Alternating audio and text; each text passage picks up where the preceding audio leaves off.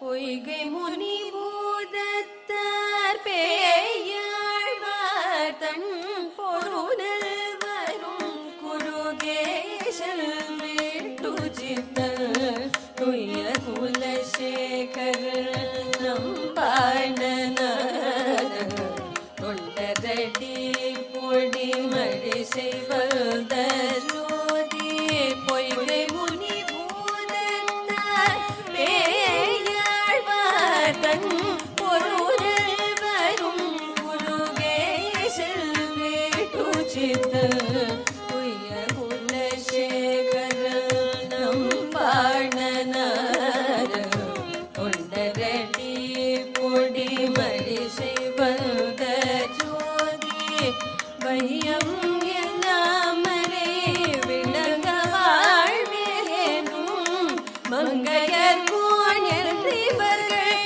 மகிழ்ந்து பாடும் செய்ய தமிழ் மாலைகள் தெளிய போதி தெளியாத மறை நிலங்கள் தெளிகின்றோமே தெளியாத மறை நிலங்கள் தெளிகின்றோமே.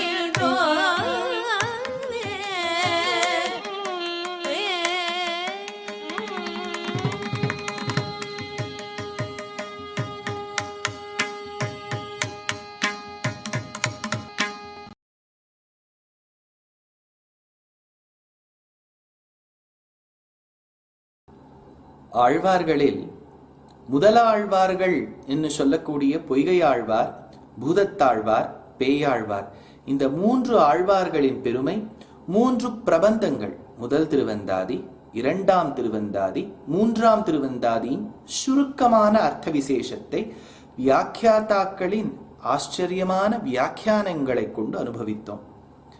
பேயாழ்வாருடைய அனுகிரகம் பெற்று சாக்ஷாத் விஸ்வக்சேனருடைய ஆதரவு பெற்று கனிகண்ணனின் குருபக்தியை பெற்றவர் திருமழிசை பிரான் என்று கொண்டாடப்படக்கூடிய திருமழிசை ஆழ்வார், பக்திசாரர் அப்படின்னு பேர்.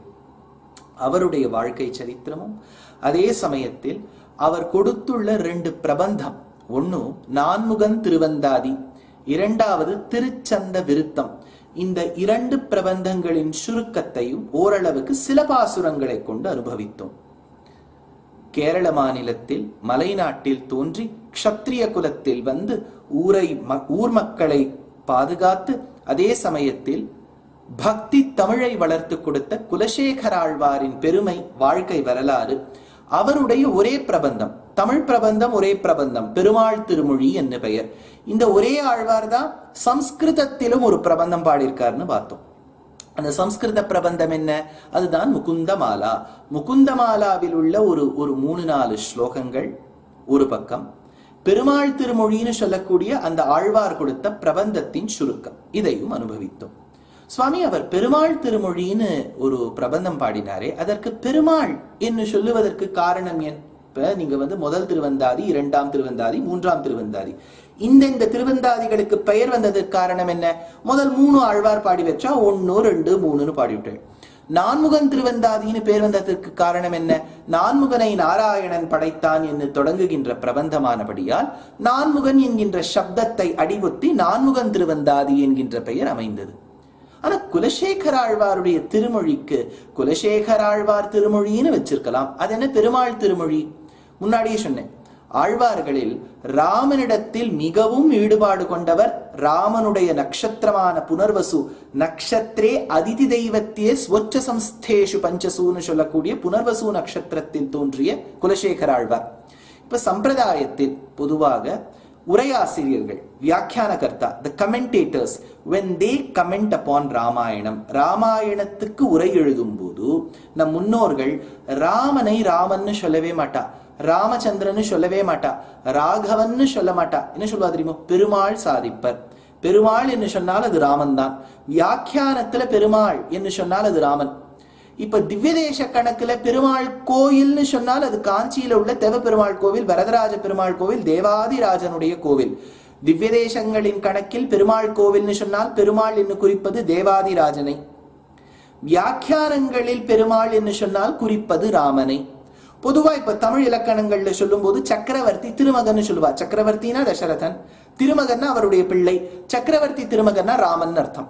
அதனால தமிழ் இலக்கணங்கள்ல சொல்லும் போது சக்கரவர்த்தி திருமகன், வியாக்கியானங்கள்ல சொல்லும் போது பெருமாள் என்று சொன்னால் அது ராமன்.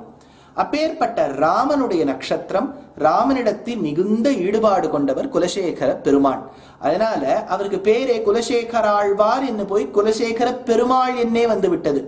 எப்படி திருமழிசை ஆழ்வாருக்கு ஆழ்வார் பேர் போய் ஆறாவதா ஆழ்வான், அதாவது ஆறாவமுத பிரான்னு பேரு பெருமாளுக்கு, ஆழ்வாருக்கு திருமழிசை ஆழ்வார்னு பேரு மாறி வந்துடுத்து.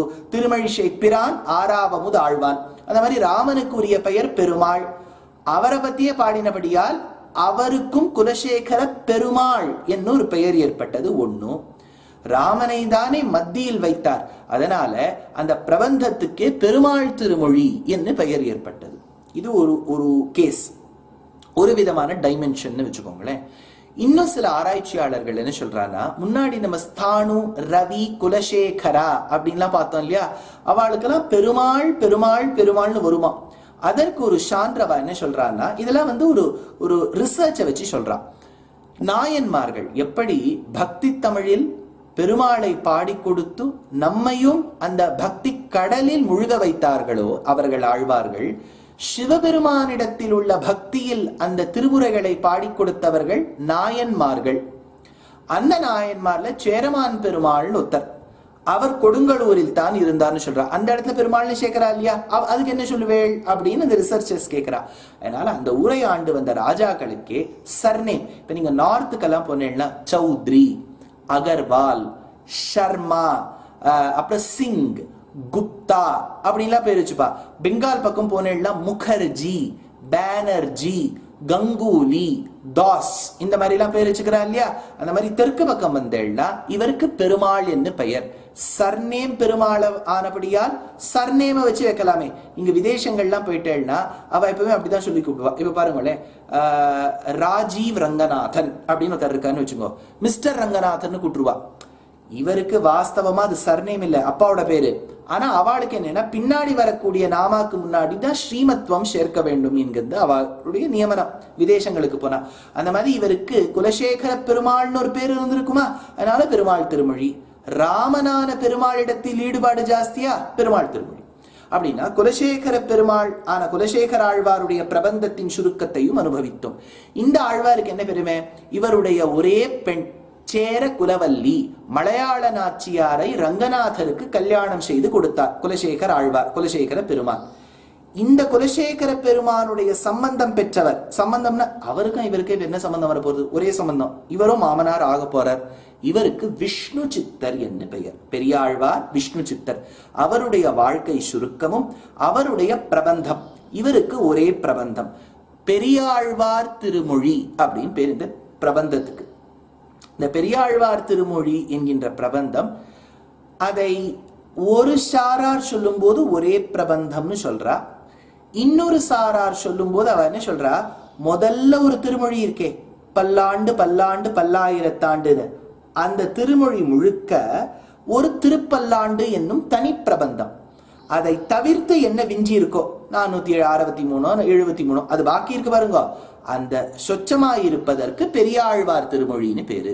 அதனால ஒரு சாரார் கணக்கு போடும்போது 2 பிரபந்தமா போடுறா, திருப்பல்லாண்டு பெரியாழ்வார் திருமொழி. ஒரு சாரார் கணக்கு போடும்போது திருப்பல்லாண்டையும் சேர்த்து பெரியாழ்வார் திருமொழின்னு கணக்கு போடுறா. இப்ப ஏதாவது வித்தியாசம் வந்துருத்தான்னு கேட்டா, ஒரு விதத்துல வித்தியாசம் என்னன்னா, எதையுமே குறைக்கல, எந்த வரியுமே குறைக்கல, எந்த வார்த்தையுமே குறைக்கல, எல்லாம் ஒரே பாசுரங்கள் தான். அதை பிரிச்சு இப்படி காமிக்கிறா, இல்லையே சேர்த்தே பார்த்துள்ளாமே இன்னொருத்தர் சொல்றா. இதுக்கு வியாக்கியானங்கள் பண்ண மகான்களும் இருக்கா. அதனால இப்ப அடியேன் பார்க்க போறது ஒரே பிரபந்தமா தான் பார்க்க போறேன், ஆனா எந்த பாசுரத்தையும் குறைக்கல. இப்போ ஆழ்வாருடைய வாழ்க்கையின் வரலாற்றின் சுருக்கத்தை பார்க்கலாம், சில பாசுரங்களில் அர்த்த விசேஷங்களை பார்க்கலாம். ஆழ்வார்களில் இவர் ஒருத்தருக்கு இன்னொரு பெருமை உண்டு. குலசேகர ஆழ்வாருக்கும் இவருக்கும் என்ன பெருமை, இவர் 2 பேரும் பெருமாளுக்கு மாமனார் ஆயிட்டா. இந்த பெரியாழ்வாருக்கும் நம்மாழ்வாருக்கும் என்ன ஒரு சாமியம் அப்படின்னா, நம்மாழ்வாருக்கு சிஷ்யன்னு சொல்லி கொண்டு வந்தவர் தான் மதுர கவி ஆழ்வார். பின்னாடி பார்க்க போறோம். அந்த நம்மாழ்வாருடைய சிஷ்யனான மதுர கவி ஆழ்வார் தெளிவா சொல்லிட்டார், நான் ஏதோ பிரபந்தம் பாடிட்டு இருக்கேனே, என்னவோ நானா பாடுறேன்னு நினைக்கிறேன். இல்ல இல்ல, தேவுமற்றறியேன் குருகூர் நம்பி, எனக்கு தெய்வமாக இருக்கக்கூடிய குருகூர் நம்பி நம்மாழ்வாருடைய அனுகிரகத்தின் பேரால், அவருடைய அனுகிரக விசேஷத்தால் இந்த பிரபந்தம் பாடுறேன்.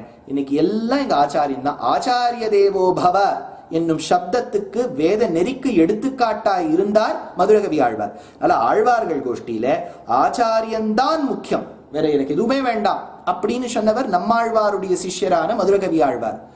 அதே மாதிரி தெரியாத ஒரு விஷயம், மதுரகவி ஆழ்வார் ஆச்சாரியனுக்கு ஆழுங்கால் பட்டு இருந்தார்னு சொல்றோம். ஆண்டாளும் பெருமாளை பாடுற மாதிரி பாடிட்டு, எனக்கு எல்லாமே இங்க அத்தனாய், என்னுடைய அப்பாவாய், எனக்கு சுவாமியாய், எனக்கு எல்லாமாய் இருக்கக்கூடிய இங்க ஆச்சாரியன் பெரியாழ்வார் அப்படின்னு விட்டா ஆண்டாள். ஒரு பெரிய விஷயம்.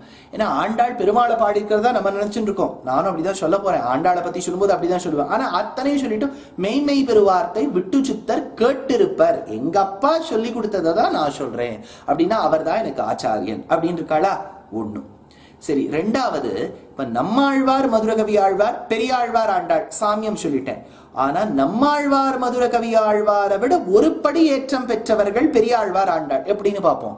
ராமானுஜருடைய சிஷ்யர்கள் அநேகம். நீங்க ராமானுஜருடைய சரித்திரத்தை ஓரளவுக்கு தெரிஞ்சிருந்தேன்னா, அவருக்கு சிஷ்யராக இருந்த அந்தர்கதர்கள் யாரு முக்கியமானவர், அவரை விட வயசுல மூத்தவர் கூரத்தாழ்வான்னு பேர். கூரம் என்னும் ஒரு அக்ரஹாரத்தை சார்ந்தவர்.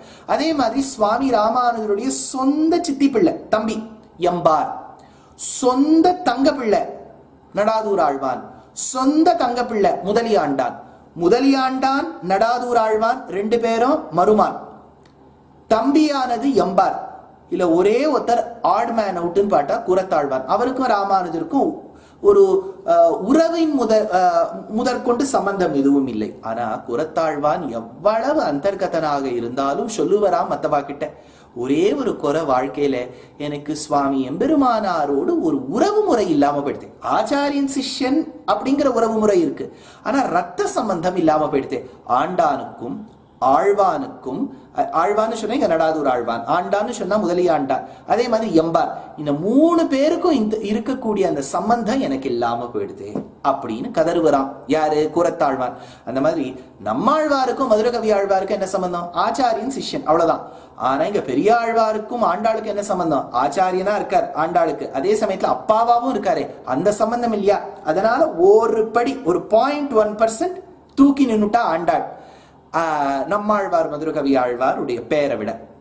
அப்பேற்பட்ட ஒரு உயர்ந்த திருத்தகப்பனார் அந்த விஷ்ணு சித்தர் பெரியாழ்வார். அவருடைய வாழ்க்கை சரித்திரத்தை பார்க்க போகின்றோம்.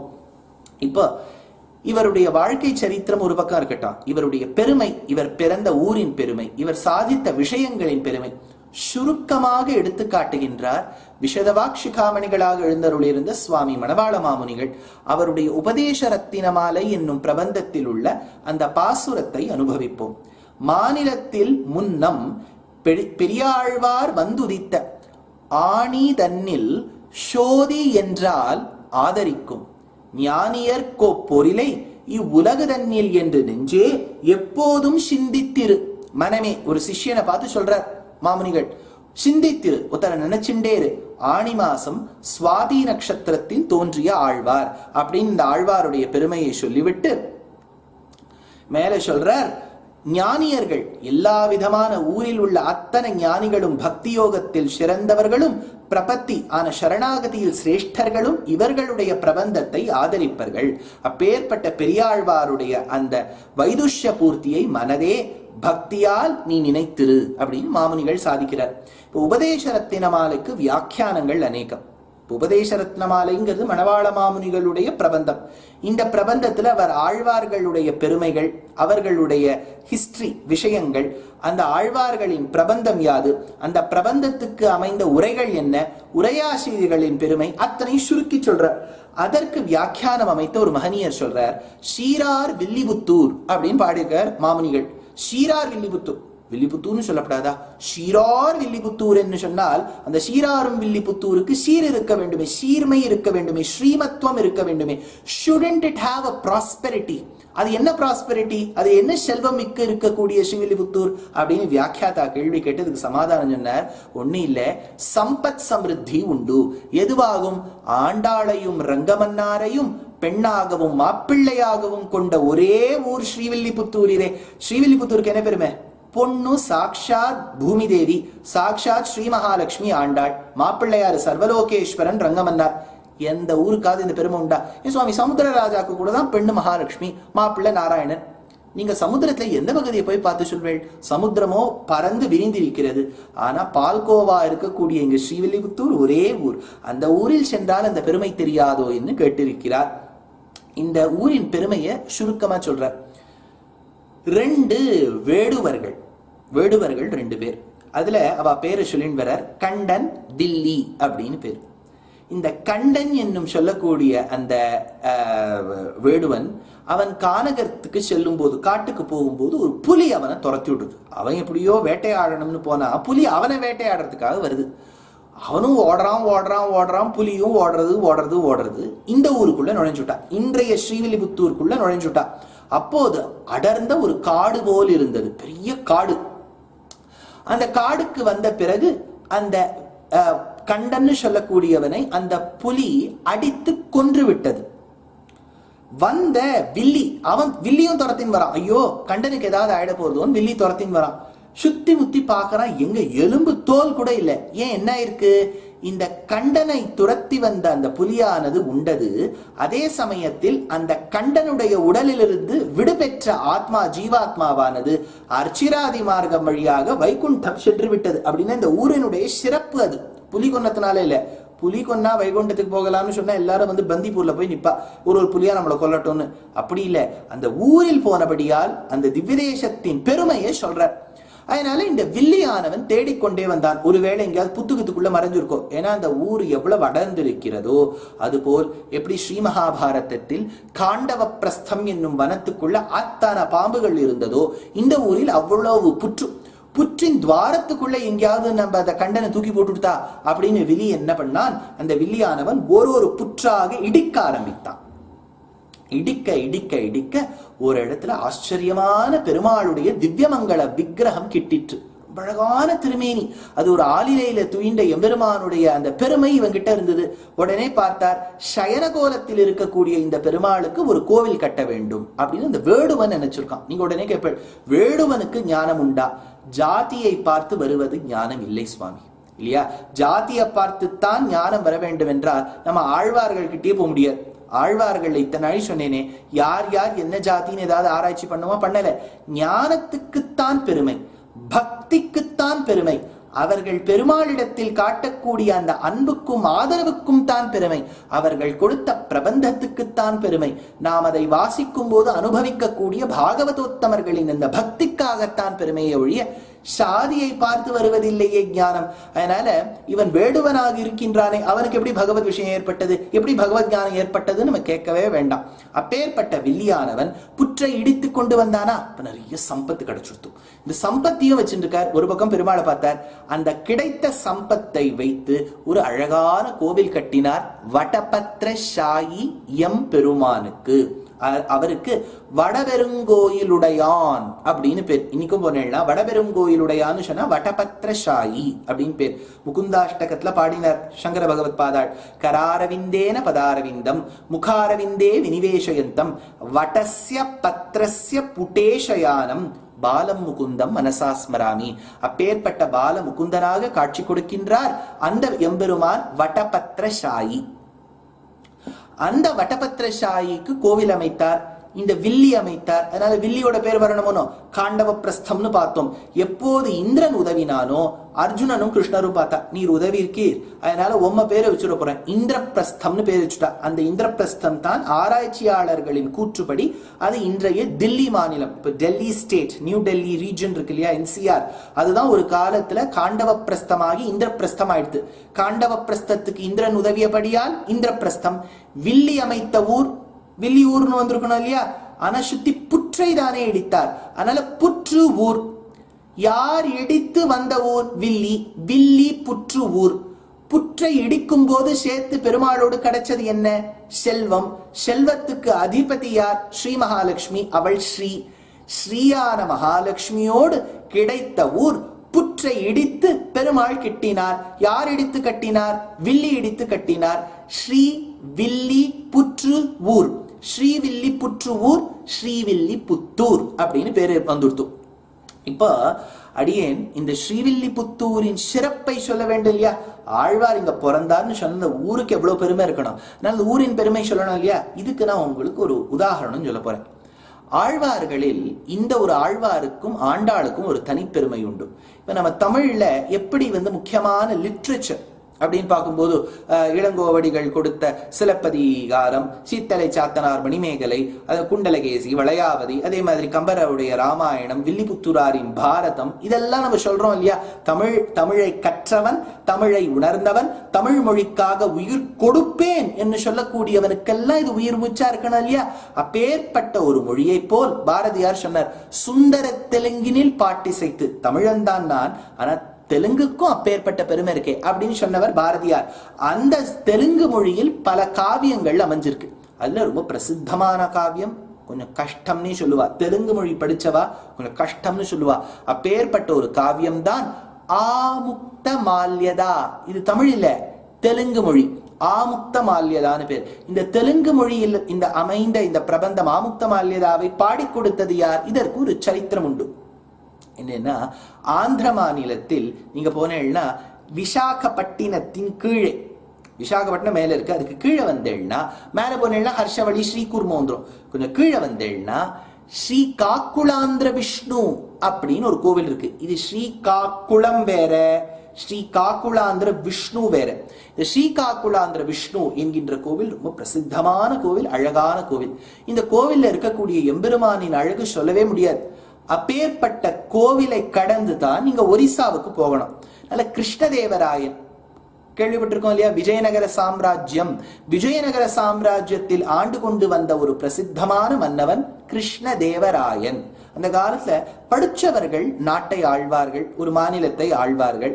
அந்த படித்தவர்களுக்கு பாட்டில் ருச்சி இருக்கும், நாட்டியத்தில் அபிருச்சி இருக்கும், இலக்கணங்கள்ல அபிருச்சி இருக்கும், போர் பண்றதுக்கும் சாமர்த்தியம் இருக்கும், படிச்சவாளாவும் இருப்பா. எல்லாம் ஒரு ராஜா கிட்ட இருக்கணும்னு இந்த காலத்தை பாப்பா. அவர் என்ன பண்ணார், இந்த ஒரிசா மாநிலத்துல போய் நம்ம படையெடுக்கணுமே, அதுக்கு போற வழியில நம்ம எங்கேயாவது ஒரு இடத்துல சைன்யம் எல்லாம் தங்கணும், ராத்திரி தூங்கினாதான் அடுத்த நாள் நம்ம டிரைவர் எல்லாம் கூட்டிட்டு போனா அவளுக்கு தூக்கம் முக்கியமா இருக்கும். அந்த மாதிரி இவர்களை எங்கேயாவது தங்க வேண்டும் என்பதற்காக இந்த காக்குளாந்திர விஷ்ணு கோவிலுக்கு வந்தார். ராஜா தங்கினர், பெருமாளை சேவிச்சார், சைன்யங்கள்லாம் தூங்க ஆரம்பிச்சுட்டா அந்த அங்க இருக்கக்கூடிய சைனிகர்கள். அன்று இரவு பகவான் கனவில் தோன்றினான். கனவில் வந்த பகவான் கார்மேகம் போல் இருந்தான். கார்மேனி செங்கண் கதிர்மதியம் போல் முகத்தான் என்று சந்திர சூரிய நயன அப்பிரமேயவா என்று ஒரு கண் சூரியன் ஒரு கண் சந்திரன் தக தக தக தகான்னு மின்னக்கூடிய பிரகாசத்தோடு சாந்தோக்கியத்துல எப்படி சொல்லியிருக்கோ பகவான் காட்சி கொடுத்தாராம். நீர் பார்த்தீரா? கனவை அவர் பார்த்தாரான்னு கேட்டா அவர் பார்த்த கனவை அவரே சொல்ற. அந்த எம்பெருமான் தோன்ற இப்போது இவர் கிருஷ்ணதேவராயன் சொன்னானாம், சுவாமி சர்வலோகேஸ்வரா, நீ என் கனவில் தோன்றி உள்ளாயே, இந்த அடியேன் இந்த ஏழை ஏதலன் கீழ்மகனுக்கு ஏதேனும் கட்டளை உண்டா? Can you command me? Is there something that I have to do? ஆமாப்பா, நீதான் பெரிய படிச்சவனாச்சே, ஏதாவது ஒரு காவியம் ரச்சனை பண்ணு. காவியம் பண்ணுள்ளா, விஷயம் என்னன்னு சொல்லிடுங்கோ, மொழி எதுன்னு சொல்லிடுங்க. ஏன்னா இவர் நிறைய மொழி கற்றவர் இந்த ராஜா. சம்ஸ்கிருதத்துல பண்ணணுமா, தமிழ்ல பண்ணணுமா, கன்னடத்துல பண்ணணுமா, தெலுங்குல பண்ணணுமா, அதுக்கு பெருமாள் பதில் சொன்னதாக இவர் எழுதுறார். என்னப்பா இது என்ன கேள்வியா? எல்லா மொழிகளிலும் இனிமையான மொழி அந்த மொழியில் அமைத்திரு, தெலுங்கு தேட்டான்னு சொல்லுவா. அந்த மாதிரி தெலுங்கு மொழியில் நீ பாடிக்கொடு, தேசபாசால் அந்தளவுக்கு தெலுங்கு லெஸ்ஸா அப்படின்னு சொல்லுவா. அப்பேற்பட்ட அந்த பெருமாள் சொல்ல இவர் காவியம் அமைக்க வேண்டும். விஷயம் என்னன்னு கேட்டாராம் கிருஷ்ணதேவராய். விஷயம் ஒண்ணு இல்லை, எவள் ஒருவள் பக்தியின் பேரால் எமக்கு கொடுக்க வேண்டிய மாலையை அவள் சூடி களைந்த பிறகு என்னிடத்தில் கொடுத்தாளோ, அப்பேற்பட்டவளின் வாழ்க்கை வரலாற்றையும் அவள் வாழ்க்கையில் உள்ள பக்தி பிரபந்தத்தின் சிறப்பையும் நீ எழுதுவாய் என்று சொன்னாராம். அவள் எவள் சூடி களைந்தாள்? ஆண்டாள். சூடி கொடுத்த நாச்சியார் என்ன பெயர் இல்லையா? நல்ல மால்யதா, மாலையை கொடுத்தாள். அவள் அணிந்த பிறகு அந்த மாலையை கொடுத்தாள். ஒப்பவரில்லா அந்த மாலையை கொடுத்தாள். ஆமுக்த மால்யதா என்கின்ற பிரபந்தம். அந்த ஆமுக்த மால்யதாங்கிற பிரபந்தத்துல இந்த வில்லிபுத்தூர் ஸ்ரீவில்லிபுத்தூரின் பெருமையை சொல்றார். சைரன்றுல் பைகெத்தி கஜலமு பக்ஷ்ம ஸ்ரேணிகம் தீபவாரும் கண்ணுலமி சுதரபாலா சதுர்த்தி சைரன்றுல் பைகெத்தி கஜலமு பக்ஷ்ம ஸ்ரேணிகம் தீபவாரும் கண்ணுலமி சுதரபாலா சதுர்த்தி விஷாஸ்பானே துங்கரி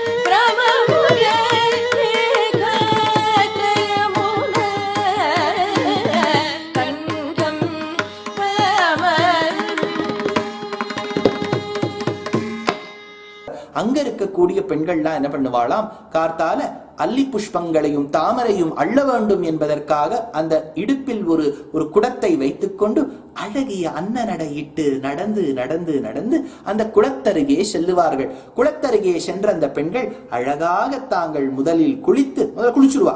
குளிச்சுட்டு நன்றாக சந்தனத்தையும் அந்த மஞ்சளையும் பூசிக்கொண்டு மறுபடியும் குளித்துவிட்டு அந்த குளத்தில் உள்ள ஜலத்தை தங்கள் குடத்தில் நிரப்பி அழகாக இருக்கக்கூடிய அல்லி புஷ்பங்கள் தாமரை புஷ்பங்களை அள்ளிக்கொண்டு இடுப்புல அழகா ஒட்டியானம் இருக்குமா அந்த பெண்களுக்கு. இதெல்லாம் ஸ்ரீவில்லிபுத்தூர்ல இருக்கக்கூடிய பெண்களுக்கு ஜிலு ஜிலுன்னு சத்தம் கேட்குமா. அந்த ஜிலு ஜிலு ஜிலு என்கின்ற சப்தம் நாதமாக லயமாக வர அந்த லயத்தோடு அன்னநடையிட்டு வருவார்களாம் அந்த ஸ்திரீகள். வரும்போது சொல்லுவாளாம், என்ன ஷார்ட் இருக்கும்னு நினைக்கிறேன் கார்த்தால கொஞ்சம், அதனால பார்த்தேளா வாயெல்லாம் கொஞ்சம் செவந்து இருக்கே. ஷார்ட்டா தான் செவக்க வேண்டுமான்னு உங்களுக்கு கேள்வி வரும். இது இவர் ஆந்திர தேசத்துக்காரர் தானே பாடுறார். ஆந்திரக்காராளுக்கு பொதுவாக நிறைய வெற்றிலை போடும் பழக்கம் உண்டுன்னு படிச்சிருக்கேன். இது சத்தியமா இல்லையான்னு தெரியாது. இந்த பெண்கள் வெற்றிலை போடுவார்களாம். அந்த சுண்ணாம்பும் தீட்டிக் கொண்டதால் நாவெல்லாம் சிவந்து இருக்குமாம். வீட்டுக்கு போற வழியில யாராவது பார்த்துட்டா என்ன பண்றதுங்கிறதுக்காக கீழே இருக்கக்கூடிய ஒரு நெல்லை இடித்து எல்லா பற்களிற்கு நடுவே இருக்கக்கூடிய சிவந்த இடங்களை எல்லாம் எடுத்து விடுவார்களாம். அதை சொல்றார். என்ன ஒரு அழகு பாருங்க. நீங்க உடனே கேட்கலாம், ஸ்ரீவில்லிபுத்தூர்னு சொல்லிட்டா போறோம், அதை இதெல்லாம் தேவையா, இவ வருவாளாம், இப்ப வாயில வெத்தலை போடுவாளாம், அப்படிலாம் சொன்னாதான் காவியம் ரசிக்கும். Only with proper similes and metaphors and onomatopoeia and description will a poetry, a work of literature gain prominence. அதுக்கு அழகு சேர்ப்பதே இந்த மாதிரி உவமைகள் தான். அதை சொன்னார் இந்த ஆழ்வார். அடுத்தது, இந்த ஆழ்வாரை பற்றி பாடும்போது அமுதனாரை நாம் மனதில் கொள்ள வேண்டும். 4000 திவ்ய பிரபந்தத்துல ராமானுஜரின் அந்த பெருமையை சுருக்கி சொல்லக்கூடிய ஒரு பிரபந்தம் தான் ராமானுஜன் நூற்றந்தாதி என்று பெயர். அதை கொடுத்தவர் யார்? திருவரங்கத்தமுதனார். அந்த திருவரங்கத்தமுதனாருடைய அந்த வைதுஷ்ய பூர்த்தி அவரை பாடும்போது மூங்கில் குடி அமுதம்னு சொல்லுவார். மூங்கில் குடியில் பிறந்தவர் அமுதனார். பெரியாழ்வாரை பத்தி சொல்லும் போது மூங்கில் குடிங்கிறார். இந்த மூங்கில் என்று சொன்னால் பேம்பு அப்படின்னு அர்த்தம் இல்லையா? அந்த மூங்கில் வம்சன்னு சொன்னாலே பேம்பு தான், அது மூங்கில். அந்த மூங்கிலான அந்த பேம்புவை பத்தி எதுக்கு சொல்லணும் அப்படின்னா, அதுக்கு வியாக்கியானகர்த்தா எடுத்து சொல்றார். பிரம்மச்சரியாசிரமம், 4 ஆசிரமங்கள் உண்டு ஒரு மனிதனின் வாழ்க்கை. பிரம்மச்சரியாசிரமம், கிரகஸ்தம், வானப்பிரஸ்தம், சந்நியாசம். இப்ப பிரம்மச்சாரியாக இருக்கும் போது இந்த குழந்தையானது இது பிரம்மச்சாரியா இருக்கோ, பூநூல் தரித்த பிறகு அது கையில் அந்த அந்த மூங்கிலால் செய்யப்பட்ட அந்த குச்சியை ஊன்றுகோலாக பிடிக்குமாம். வேணு தண்டம் அவலம்பிய சைஷவே அப்படிங்கிற ஒரு பிரமாண வாக்கியத்தை எடுக்கிறார் வியாக்கியாத்தா. அதனால ஒரு குழந்தையானது தங்கள் பெரியோர்களின் முதுகில் சாய்ந்து கொண்டு இந்த மூங்கில் குச்சியை பிடிக்கும். அதனால பிரம்மச்சரியாசிரமத்துக்கும் தேவை மூங்கில் குடி.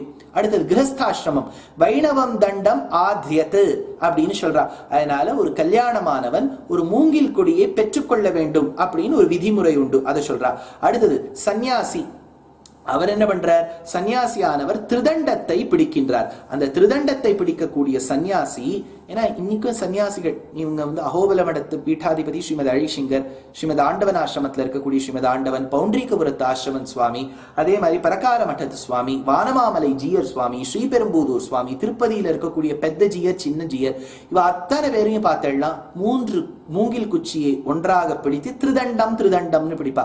அப்பேற்பட்ட சன்னியாசிகளும் பிடிக்க வேண்டியதன்னோ. அதனால பிரம்மச்சரியாசிரமத்துக்கும் மூங்கில் கொடி தேவை, கிரகஸ்தாசிரமத்துக்கும் மூங்கில் கொடி தேவை, சந்நியாசாசிரமத்துக்கும் மூங்கில் கொடி தேவை.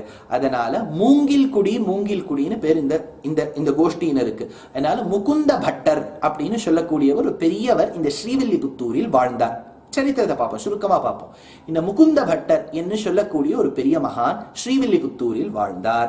அங்க வடபெருங்கோயிலுடையான்னு சொல்லக்கூடிய வில்லியால் அமைக்கப்பெற்ற ஊரில் இருக்கக்கூடிய வடபெருங்கோயிலுடையான் வடபத்ரசாயிக்கு கைங்கரியம் செய்து கொண்டு வந்தார். அந்த முகுந்த பட்டர் என்கின்ற சுவாமிக்கு பத்மா அப்படின்னு ஒரு நங்கையுடைய திருமணம் ஆகின்றது. நங்கைக்கும் முகுந்த பட்டருக்கும் கல்யாணமாகி அவ ஸ்ரீவில்லிபுத்தூரில் இருக்கும் போது அவர்கள் ஷாலவிரத கோத்திரத்தை சேர்ந்தவர்கள், போதாயன சூத்திரத்தை சார்ந்தவர்கள், யஜுர்வேதத்தை கடைபிடிக்கக்கூடியவர்கள், பூர்வ சிகாமணிகள். பூர்வ சிகான்னு சொன்ன, சிகைன்னு சொன்னா இது எப்படி சொல்றது, இது சிகை அப்படின்னு பேர். படியனுக்கே இருக்கு சிகை, திரும்பியெல்லாம் நான் காமிக்க முடியாது. சிகை என்ன பெயர், நீங்க படிச்சிருப்பேன். சாதாரணமா சொல்லணும்னு வச்சுக்கோ, கொச்சையா சொல்லணும், புரியிறாப்புல சொல்லணும். சுவாமி நீங்க சிகைன்னு சொன்னா படிச்சவாளுக்கு புரியும். குடுமி அப்படி சொன்னா நன்னா இல்லையேங்கிறதுக்காக சிகை அப்படின்னு சொன்னேன். அது குடுமின்னு சொல்றவா பல பேர் இருக்கா இல்லையா, அந்த குடுமியோ சிகையோ இதுவாக இருக்கட்டும். இப்போ பெரும்பாலும் நீங்க பார்த்தீங்கன்னா சிகையெல்லாம் பின்னாடி இருக்கும், சில பேருக்கு சிகை முன்னாடி இருக்கும். அவளுக்கு பூர்வ சிகாமணிகள்னு பேர். சிகாமணிகள்னு சொன்னால் உயர்ந்தவர்கள், பூர்வ சிகையோடு இருக்கக்கூடியவர்கள், இந்த குலத்தில் பிறந்தவர். அதனால அவ வடபத்ரசாயிக்கு நித்தியபடி கைங்கரியம் பண்ணுவார். யாரு? முகுந்த பட்டர். அவர் ஒரு நந்தவனம் அமைத்தார். நந்தவனத்தில் இருக்கக்கூடிய புஷ்பங்களை பறித்து கொண்டு அந்த புஷ்பத்தால் நன்றாக ஒரு மாலை தொடுத்து நித்தியபடி புஷ்ப கைங்கரியம் வடபத்ரசாயிக்கு முகுந்த பட்டர் செய்து கொண்டு வந்தார். அவருக்கு 4 பிள்ளைகள் இருந்ததா சொல்றா. அதுல 5வது பிள்ளையாக பிறந்தவர் தான் இவர். யாரை பத்தி இப்ப சொல்லிட்டு இருக்கோம்? பெரியாழ்வார். அவரை 5வதா பிறக்க போறார். கலியுகத்தில் குரோதன சம்பத்சரத்தில் கிரீஷ்ம ரித்துவில் ஆணி மாசம் சுக்லபக்ஷம் ஏகாதசி திதி ஞாயிற்றுக்கிழமை சுவாதி நட்சத்திரத்தில் தோன்றியவர் இவர். இப்போ இவர் ஒரு பக்கம் வச்சுப்போம். இப்போ முகுந்த பட்டருக்கும் பத்மா என்கின்ற நங்கை அம்மங்காருக்கும் ஒரு குழந்தை 5வது குழந்தையா பிறந்துடுத்து. 4 நட்சத்திரம், திதி, மாசம், காலம் எல்லாம் சொல்லிவிட்டேன். இப்போ அடுத்தது நம்ம நித்தியசூரிக்கு போவோம். பெருமாளுக்கு கைங்கரியம் செய்யக்கூடிய, எப்பொழுதும் அனவரதம் கைங்கரியம் செய்யக்கூடிய ஜீவாத்மா கோஷ்டிக்கு நித்தியர்கள்னு பேர். நித்யாத்மா முதல்ல சொல்லின்னு வர. இந்த நித்யாத்மாக்கள்ல அனந்தன் சொன்னா ஆதிசேஷன், கருடர் வாகனம், விஸ்வக்சேனர் சமாசேனம் பண்ணார். விஸ்வக்சேனர் சமாசேனம் பண்ணார் அப்பப்ப கதையில பாக்குறோமே, அவர் தான். அனந்தன் ஆதிசேஷன் சென்றால் குடையாம் இருந்தால் சிங்காசனமாம், அது அவர். வாகனம் கருடன். இந்த கருடனை பத்தி சுருக்கமா ஒரு ஸ்லோகத்துல சுவாமி வேதாந்த தேசிகன் கருட பஞ்சாஷத் அப்படின்னு ஒரு ஸ்தோத்திர ரத்னத்துல எடுக்கிறார். என்னன்னா, பெருமாளுக்கு ஒரு வரம் வேண்டும் என்பது இச்சை. அவர் வரத்தை கொடுப்பார், அவருக்கு ஒரு ஆசை. கருடனுக்கு ஒரு வரம் கொடுக்க வேண்டும் என்கின்ற இச்சை. அடுத்தா இப்ப பெருமாளுக்கு வரம் வாங்கிக்கணும், கருடனுக்கு வரம் கொடுக்கணும். அப்படின்னா வரம் கொடுக்கிறவரும் வாங்குறவரும் ஒன்னா சேர்ந்துட்டா காரியம் நடந்துருமே. மாத்தியா இருந்தது. பெருமாளுக்கும் ஒரு வரம் கொடுக்கணும்னு ஆசை, கருடனுக்கும் ஒரு வரம் வாங்கிக்கணும்னு ஆசை. இந்த கெமிஸ்ட்ரியில சில ரியாக்ஷன்ஸ் பார்த்தேன்னா ரியாக்டன்ட் ப்ராடக்டா ஆயிடும். ப்ராடக்ட் சில நீங்க கண்டிஷன்ஸ்ல வச்சேன்னா ரியாக்டன்டா மாறணுங்கிறது இல்லை. ஆனா சில ரியாக்ஷன்ஸ்ல அண்டர் சர்டன் கண்டிஷன்ஸ் ப்ராடக்ட் ஆனது ரியாக்டன்டா மாறிடும். அப்போ இப்படியும் வரும், அப்படியும் போகும். அதுக்கு ரிவர்சபிள் ரியாக்ஷன்ஸ்னு பேரு. பெருமாளுக்கும் வரம் கொடுக்கணும்னு ஆசை, கருடனுக்கும் வாங்கிக்கணும்னு ஆசை. கருடனுக்கும் வரம் கொடுக்கணும்னு ஆசை, பெருமாளுக்கு வாங்கிக்கணும்னு ஆசை. 2 பேரும் ஒன்னா சேர்ந்துட்டா எங்க சேர்ந்தா? ஸ்ரீ மகாபாரதத்துல ஆதி பர்வால ஒரு கட்டம், அதற்கு கருட உபாக்கியானம் என்று பெயர். அப்ப பெருமாள் அந்த அமிர்த கலசத்தை தரித்து எடுத்துக்கொண்ட அமராவதி பட்டணத்திலிருந்து எடுத்துக்கொண்டு வந்த கருடன் நேரடியா பார்த்தார். ஜாஜ்வல்யமான திருமேனி, திருக்கண்டேன் பொன்மேனி கண்டேன், திகழும் என் திருமேனி அருக்கண் செருக்கிளறு கண்டேன். அதாவது என் ஆழிவண்ணன் பால் என்று ஆழ்வார். அப்பேற்பட்ட சுவாமியை, ஸ்ரீவுக்கு நாதனை, ஸ்ரீயப்பதியான பகவான பார்த்தோம்னா விதிர்த்து போயிட்டார் கருடன். ரொம்ப அழகா இருக்கப்பா, இந்த மாதிரி ஒரு அழகை நான் சேவிச்சதே இல்லை, உனக்கு நான் வரம் கொடுக்குறேன். பெருமாள் ரொம்ப சந்தோஷம்பா, நான் வரம் வாங்கிக்கிறேன், நானும் ஒரு வரம் கொடுக்குறேன். சரி கருடன் வாங்கிக்கிறேன். என்ன வரம் இவர் கேட்டார், என்ன வரம் அவர் கொடுத்தார், அவர் என்ன வரம் கேட்டார்? ஒண்ணும் இல்லை, பெருமாள் ஒரு வரம் கேட்டார், எப்போதுமே நீ என் கீழே இருக்கணும். ததாஸ்தூன்னு விட்டார் கருடன், நான் எப்போதுமே உன் கீழே இருப்பேன். பெருமாள் இப்ப கருடனை பார்த்து கேட்டார், நீ என்னவா இருக்கணும்? ஒண்ணுமே இல்லை, நான் உனக்கு மேல இருக்கணும். பெருமாள் ததாஸ்தூன்னு விட்டார். அப்படின்னா கருடன் ஒரே சமயத்துல கீழே இருக்கணும், ஒரே சமயத்துல பெருமாள் மேலேயும் இருக்கணும். எப்படி நடக்கும்னு கருடனே கேட்டார். என்ன சுவாமி, அவசரத்துல இந்த மாதிரி வரம் கேட்டு வச்சுட்டேன், இப்ப என்ன பண்றதுன்னு? பெருமாள் கவலைப்படாதே, எனக்கு கீழே நீ வாகனமா இருப்ப, you will be my vehicle, celestial vehicle. எனக்கு மேல கொடியில இருப்ப, you will be the emblem in my flag. கொடியில கருடனா இருப்ப, கீழே வாகனமா இருப்ப. இதை சுருக்கி சுவாமி வேதாந்த தேசிகன் ஒரு ஸ்லோகமாக சாதிக்கின்றார். யோயம் தத்தே ஸ்வனிஷ்டம் வஹனமபி வரஹ ஸ்பர்ஷிதோ ஏன யஸ்மை யஸ்மாத் யஸ்யாஹவ ஸ்ரீர் விதததி பஜனம் யத்ர யத்ரேதி சந்தஹ பிராயோ தேவஸ்ஸ இத்தம் ஹரி கருடபிதா கல்பிதா ரோஹவாஹ ஸ்வாபாவ்யஹ ஸ்வாத்மபவ்யஹ பிரதிஷது சகுனிர் பிரம்ம சப்ரம்மதாம்னஹ. தேசிகர் என்ன சொல்றார், யார் சுமந்து கொண்டு செல்கின்றார்களோ, யார் சுமக்கப்படுகின்றானோ, இருவரும் ஒருவரே. யார் சுமந்து கொண்டு செல்கிறார்? கருடன் வாகனம். யார் சுமக்கப்படுகின்றார்? எம்பெருமான். இருவரும் ஒருவரே. நல்லா ஞாபகம் வச்சுங்கோ, கருடனும் பெருமாள் தான், ஆதிசேஷனும் பெருமாள் தான். ஒரு விதத்துல பார்த்தா ரெண்டு பேரும் பெருமாள் தான். இப்போ அப்பேற்பட்ட அந்த கருடனுடைய பெருமையை பார்த்தோம். கருடனுடைய பெருமையை திடீர்னு அவசியகதையே இல்லாத இருக்கும் போது, when it is not at all necessary, why do you have to irrelevantly, சம்பந்தமே இல்லாமல் பெரியாழ்வாரை சொல்லிட்டு வந்தீர், அவருடைய அப்பாவை பத்தி சொல்லிட்டு வந்தீர், அம்மாவை பத்தி சொல்லிட்டு வந்தீர், 5வது பிள்ளையாக இவர் பிறந்தார்னு சொல்லி கொண்டு வந்தீர், எல்லாம் சொல்லிட்டோம். இப்ப திடீர்னு கருடன் எடுக்கிறீங்களே, ஒன்னும் இல்லை. கருடனுடைய அம்சமாக பிறந்தவர் தான் சுவாதி நட்சத்திரத்தில் ஆணி மாசத்தில் தோன்றிய பெரியாழ்வார். இப்ப கருடனுடைய பெருமையை பார்த்தோம் இல்லையா, பெருமாளை சுமக்கிறார், கொடியில இருக்காரு, அவரே தான் பெரியாழ்வார். பெரியாழ்வாருடைய வாழ்க்கையில என்னெல்லாம் சம்பவம் நடந்ததோ அதனை சுருக்கி ஏதேனும் ஒரு தனியன் இருக்கின்றதா?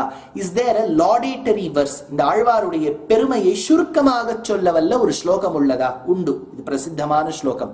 குருமுகம் அனதீத்ய பிராகவேதான் அசேஷான் நரபதி பரிக்ளிப்தம் சுல்கமாதாது காமஹ ஸ்வசுரம் அமரவந்தியம் ரங்கநாதஸ்ய சாக்ஷாத் த்விஜ குல திலகம் தம் விஷ்ணு சித்தம் நமாமி.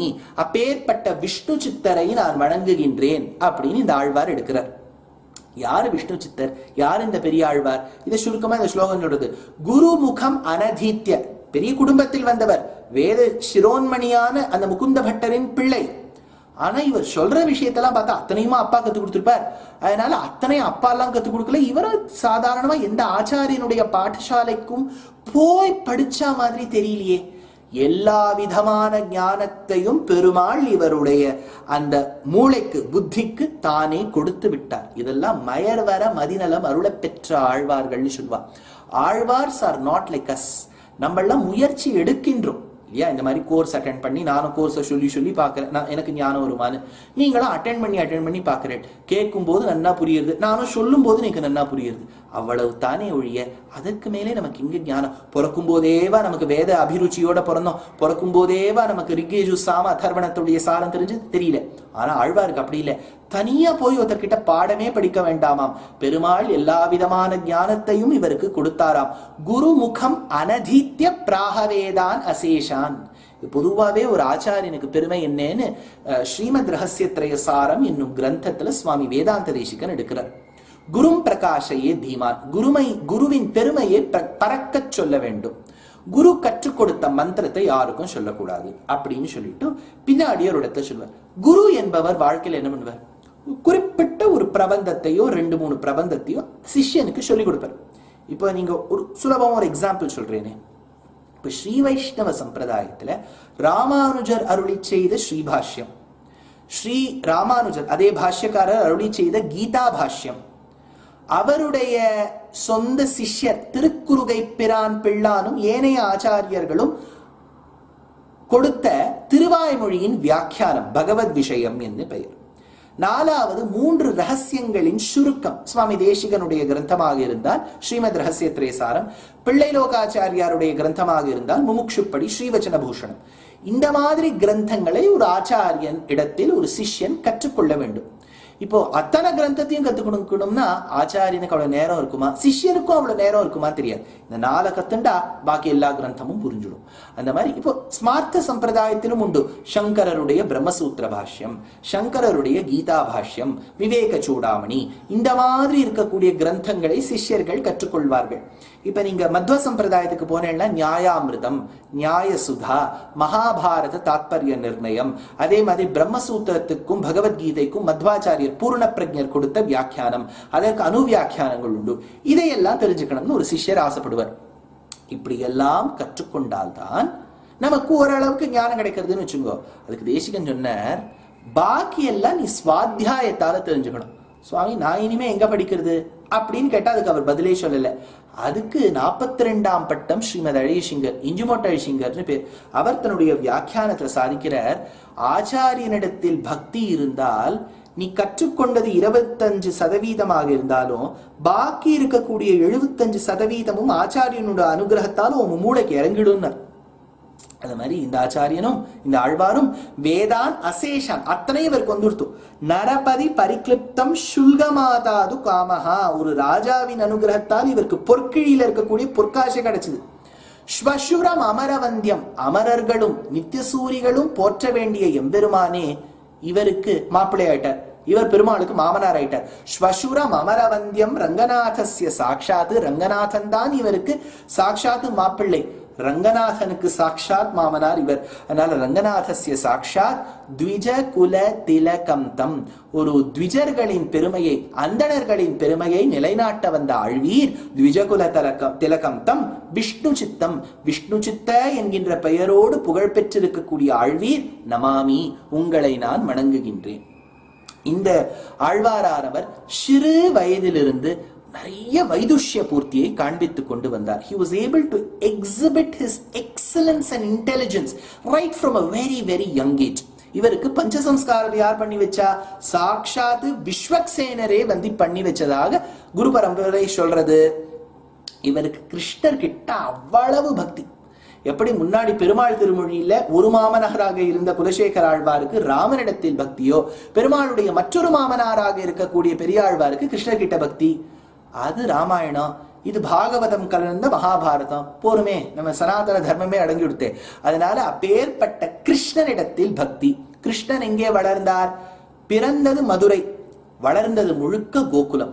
அதனால இந்த ஆழ்வார் கிருஷ்ணர் எப்படி பிறந்தார், பிறக்க போகிறார், பிறந்து விட்டார், நடந்தார், தாலாட்டுவர், புஷ்பமிடலாம், காப்பிடலாம், பெயர்கள் சொல்லலாம், குளித்து விடலாம், புஷ்பத்தால் அலங்கரிக்கலாம் என்னும் ஒவ்வொரு படலமும் ஒரு குழந்தையானது வளர்ந்து வந்தால் அந்த ஒவ்வொரு ஸ்டேஜும், அந்த குழந்தை எடுத்து வைக்கக்கூடிய ஒவ்வொரு அடியும் ஒரு ஈன்றெடுத்த தாய்க்கு எவ்வளவு முக்கியமோ கிருஷ்ணரை தன் குழந்தையாக பாவித்து முழுக்க பிரபந்தம் பாடியிருக்கின்றார் ஆழ்வார். அதனால இதையெல்லாம் தன்னுடைய பெரியாழ்வார் திருமொழி என்னும் ஒரே பிரபந்தத்தில் சுருக்கமாக எடுத்து காண்பிக்கின்றார். அது ஒண்ணும். அடுத்தது, இப்போ கிருஷ்ணர் பிறந்துட்டார்னு சொல்றாரு இல்லையா, அதுக்கு ஒரு உதாரணம் சொல்றேன். இந்த பெரியாழ்வார் என்கின்ற விஷ்ணு சித்தர் கிருஷ்ணர் பிறந்துட்டார்னு சொல்றாரு இல்லையா. பொதுவா குழந்தை பிறந்ததுன்னா நட்சத்திரம் சொல்லணும். ஒன்னும் இது உத்தரட்டாதியா, பூரட்டாதியா, பூரமா, உத்தரமா, ஜேஷ்டாவா, அஸ்வினியா, ரோஹிணியான்னு சொல்லணும். இதெல்லாம் அவர் சொல்லவே இல்லை. எப்படி சொல்லிட்டார் தெரியுமா? அத்தத்தின் 10ஆம் நாள். அத்த என்று சொன்னால் ஹஸ்த, ஹஸ்தத்தின் 10ஆம் நாள், ஹஸ்தத்திலேருந்து 10 அப்படின்னு. இதுதான் குழப்பமே. இப்ப பாருங்க, நட்சத்திரம்ங்கிறது நேர் வரிசையில இல்லை, எல்லாமே சைக்கிளிக் தான்.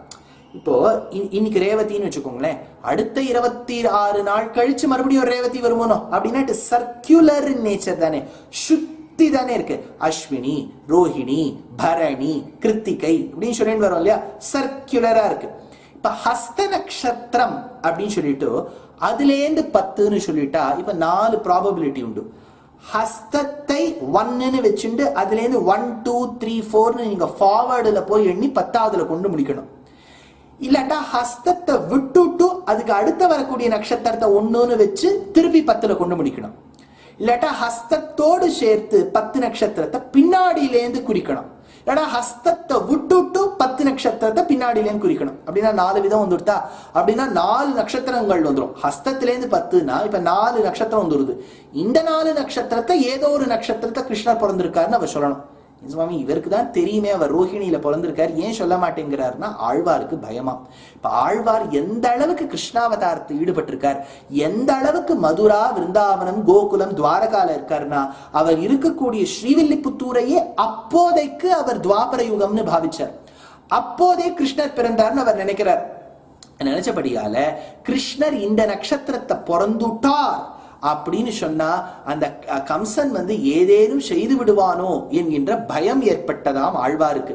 அதனால அவர் என்ன பண்ணி விட்டார், இல்ல இல்ல நான் குழப்பிட போறேங்கிறதுக்காக அட்டத்தின் 10ஆம் நாள் அப்படின்னு எடுத்தார். ஆழ்வாருக்கு கண்ணனிடத்தில் எவ்வளவு ஈடுபாடு இருந்தது. How much was he interested in Krishna's welfare? அந்த கண்ணனுடைய தாயாகவும் தந்தையாகவும் தன்னை பாவித்து எவ்வளவு பக்தி இருந்தது, ஸ்ரத்தை இருந்தது என்பதை எடுத்துக்காட்ட ஒரு ஐதிஹ்யம் சொல்லுவார்கள். இப்ப ஆழ்வார் திருப்பல்லாண்டில், பெரியாழ்வார் திருமொழியில் இருக்கக்கூடிய முதல் திருமொழியான அந்த திருப்பல்லாண்டை பாடும்போது ஐந்தலைய பைனாக தலை பாய்ந்தவனே அப்படின்னு கிருஷ்ணனுக்கு பல்லாண்டு பாடுறார். ஒருத்தருக்காக பல்லாண்டு பாடின்னு வர்றாரு இல்லையா, நன்னா இருக்கணும் நன்னா இருக்கணும்னு. அந்த நன்னா இருக்கணும்னு சொன்ன இடத்துல ஐந்தலைய பைனாக தலை பாய்ந்தவனே அப்படிங்கிறார் ஆழ்வார். அது எதுக்கு எடுத்து சொல்லணும் அப்படின்னு கேட்டா, இதற்கு ஒரு பங்கி அதை வியாக்கியானகர்த்தா எடுக்கிறார். Why should he sing பல்லாண்டு for கிருஷ்ணா அப்படிங்கிறது கேள்வி. இதற்கு ஒரு விளக்கம் கொடுக்கின்றார் உரையாசிரியர். அது என்னன்னு படிச்சுடுறேன். கிருஷ்ணாவதாரம் என்றால் ஆழ்வார்கள் எல்லோருமாக பரிவாயிருப்பார்கள். கிருஷ்ணாவதாரம்னு சொல்லிட்டா பெரியாழ்வார் மட்டும் இல்லையா, வியாக்கியாதா சொல்ற அத்தனை ஆழ்வார்களுக்குமே ஒரு பரிவு இருக்குமா, ஒரு சாஃப்ட் கார்னர் இருக்குமா. இதற்கு அடியன் அப்படின்னு அந்த காலத்தை சொன்னா இதற்கு காரணம் என்னன்னு அர்த்தம். இதற்கு அடியன் அப்படின்னா இதுக்கு என்ன அர்த்தம், என்ன காரணம் என்று சீயர் பட்டரை கேட்க, நான் அப்படியே வியாக்கியானத்திலையும் சேவிக்கிறேன் என்று சீயர்னு சொன்னா ஜீயர், ஒரு சன்னியாசி. யாரு? நஞ்சியர்னு ஒரு பெரிய ஆச்சாரியர். அவர் ஒரு சன்னியாசியாக வாழ்ந்தார். அவர் தன்னுடைய ஆச்சாரியன் கிரகஸ்தராக வாழ்ந்த பராசர பட்டர் கிட்ட கேட்டாராம், பட்டரை கேட்க. அதுக்கு பட்டர் சமாதானம் சொன்னார். குரத்தாழ்வானுடைய பிள்ளை, பெரிய மகாவித்வான் பக்தர் பராசர பட்டர் என்று பெயர். அந்த பராசர பட்டர் சொல்ற பதில், ராமாவதாரத்தில், அதாவது ராமனாக பெருமாள் அவதரித்தால் பிள்ளைகள் தாங்கள் மிடுக்கராய் குணாதிகருமாய், பிள்ளைகள் தாங்கள் மிடுக்கராய். ராமனோடு பிறந்தவர்கள் தானே பரத லக்ஷ்மண சத்ருக்னாள். ராமஸ்துவம் லக்ஷ்மணேன ஸ்வயம் அத பரதேனாபி சத்ருக்ன நாம்னா அப்படின்னு நாராயண பட்டத்ரி குறிக்கிறார். அப்பேற்பட்ட அந்த பட்டத்ரியில் குறிப்பது போல் 4 பிள்ளைகளும் வாழ்ந்தார்கள். சமானேபி ச சௌப்ராத்ரே யதேபௌ ராமலக்ஷ்மணௌ அப்படின்னு ரகுவம்சத்துல காளிதாசன் எடுக்கின்றார்.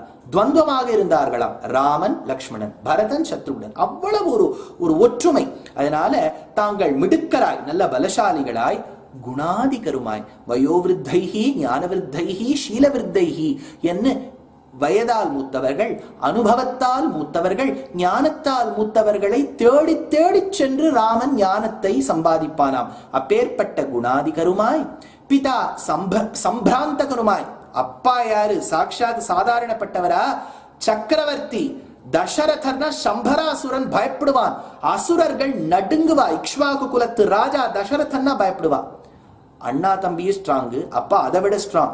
பிதா சம்பிராந்தகருமாய், மந்திரிகள் வசிஷ்டாதிகளுமாய். மந்திரி யாரு? வசிஷ்டர், ஜாபாலி, மார்க்கண்டேயர், கஷ்யபர்.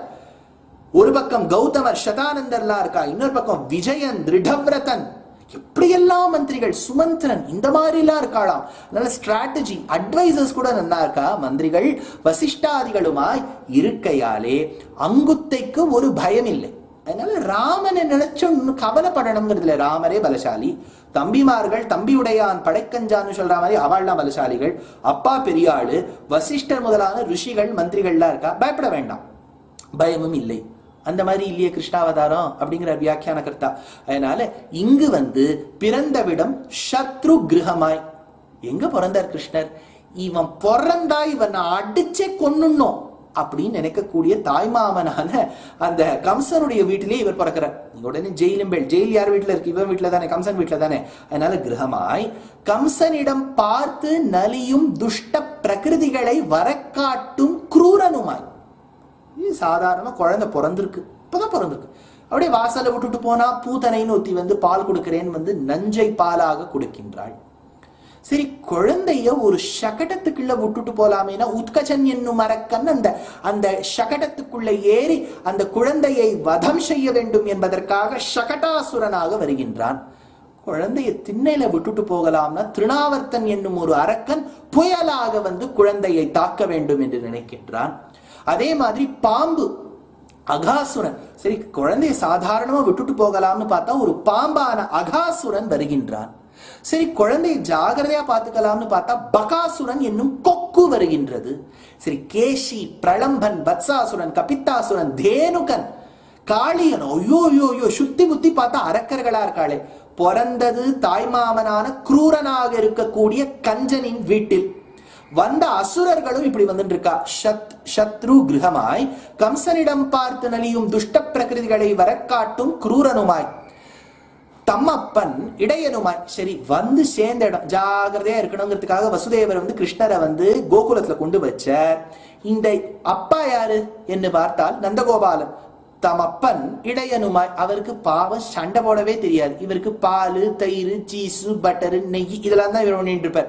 இவரை போய் பாதுகாத்து யுத்தம் போய் பண்ணுன்னா இவர் கட்டெரும்பு கொள்றதுக்காக நான் வேற தீட்டிட்டு இருக்கேன். கூர்வேல் கொடுந்தொழிலன் நந்தகோபன் குமரன். அதனால தமப்பன் இடையனுமாய் ஊர் இடைச்சேரியுமாய். இவரை மாதிரி தான் மற்ற ஊர்க்காராலும் இருப்பான். இப்போ இவர் மட்டும் இருந்தா பரவாயில்ல, இடையர்கள் தானே இந்த கோகுலத்திலேயே இருந்தா. இவரை மாதிரியே ரொம்ப இன்னோசென்டா சாஃப்டா இருக்கக்கூடியவா அத்தனை பேரும் இருக்கா. ஊர் இடைச்சேரியுமாய் பிள்ளைகள் தாங்கள் தீம்பருமாய். அதனால இங்க இருக்கக்கூடிய குழந்தைகள்லாம் அவ்வளவு சாஃப்ட். ஒண்ணுத்துக்கு ஒண்ணு அகாசுரனுடைய வாய்க்குள்ள போய் இது குகையா, பாம்பு மாதிரி இருக்கே, பாம்பு மலையா, மலைப்பாம்பா என்னன்னே தெரியல அப்படின்னு திருன்னு முழிக்கிறது குழந்தை. அந்த மாதிரி தாங்கள் தீம்பருமாய் காலம் கலிகாலத்தோடு தோல் நின்றிய இருக்கிறதாகையாலே. இது பாருங்க, அவர் இருந்தது திரேதாயுகம், தர்மம் கொஞ்சம் தான் குறைஞ்சு ஓரளவுக்கு பாக்கி தர்மம் இருந்தது. திரேதாயுக பிரவர்த்தித கார்த்தயுக விற்த்தாந்த, திரேதாயுகத்தை கூட கிருதயுகம் மாதிரி மாத்தவல்ல சாமர்த்தியம் ராமனுக்கு உண்டு. ஆனா துவாபரமும் கலியோட ஒட்டி இருக்கு இல்லையா. கலியுகம் இப்பதான் பிறந்துட போறது அப்படிங்கிற சமயத்துல துவாபரம் இருக்கு. அப்படின்னா கலியுகம் பிறந்துட போறதுனாலே ஆச்சாரியர்கள் பயப்படுவா. இன்னொரு பக்கம் ஒரு பக்கம் அசுரர்கள், இன்னொரு பக்கம் இடைச்சேரியில இருக்கக்கூடிய இவாளுக்கு அஜ்ஞானம். இப்படியெல்லாம் இருக்கும்போது இந்த குழந்தையை நாம் பார்த்து கொள்ள வேண்டுமா, சக்கரவர்த்தி திருமகனை பார்க்க வேண்டுமா என்று பரிகைக்கு ஆழ்வார்களை அல்லதில்லை காணும் என்று அருளி செய்தார். அதனால கிருஷ்ணரிடத்தில் எல்லா ஆழ்வார்களுக்குமே ஈடுபாடு ஜாஸ்தி, பெரியாழ்வாருக்கு ரொம்பவே ஈடுபாடு ஜாஸ்தி என்று வியாக்கியாதா எடுக்கின்றார். கிருஷ்ணர் பிறந்துட்டார். கிருஷ்ணர் பிறந்துட்டாருங்கிறது எப்படி சொல்றது? இப்ப பாருங்க, நல்லா யூஸ் பாருங்க. ஸ்ரீவில்லிபுத்தூர்ல வாழுகின்ற ஆழ்வார் விஷ்ணு சித்தர்னு சொல்லக்கூடிய பெரியாழ்வார். இந்த பெரியாழ்வாரான விஷ்ணு சித்தர் கிருஷ்ணாவதாரத்தை பத்தி முழுக்க தெரிஞ்சுட்டு இருக்கார். கிருஷ்ணாவதாரம்னா வடதேசத்துல தானே நடந்தது, உத்தரப்பிரதேசத்துல தானே நடந்தது. தெரிஞ்சிருந்தாலும் இப்ப இவர் சமகாலமா நினைச்சுட்டு இருக்கார். He is treating the period of Krishna's birth and boyhood and childhood and adulthood during his times. அவர் சமகாலம் நினைச்சுட்டு இருக்கார். அதனால பக்கத்துல இருக்கக்கூடிய திருக்கோஷ்டியூர்னு இருக்கு இல்லையா, சௌமியநாராயண பெருமாள், அந்த பாண்டிய தேசத்து திருப்பதிய அதைத்தான் கோகுலம் மதுரா என்று பாவித்தார்.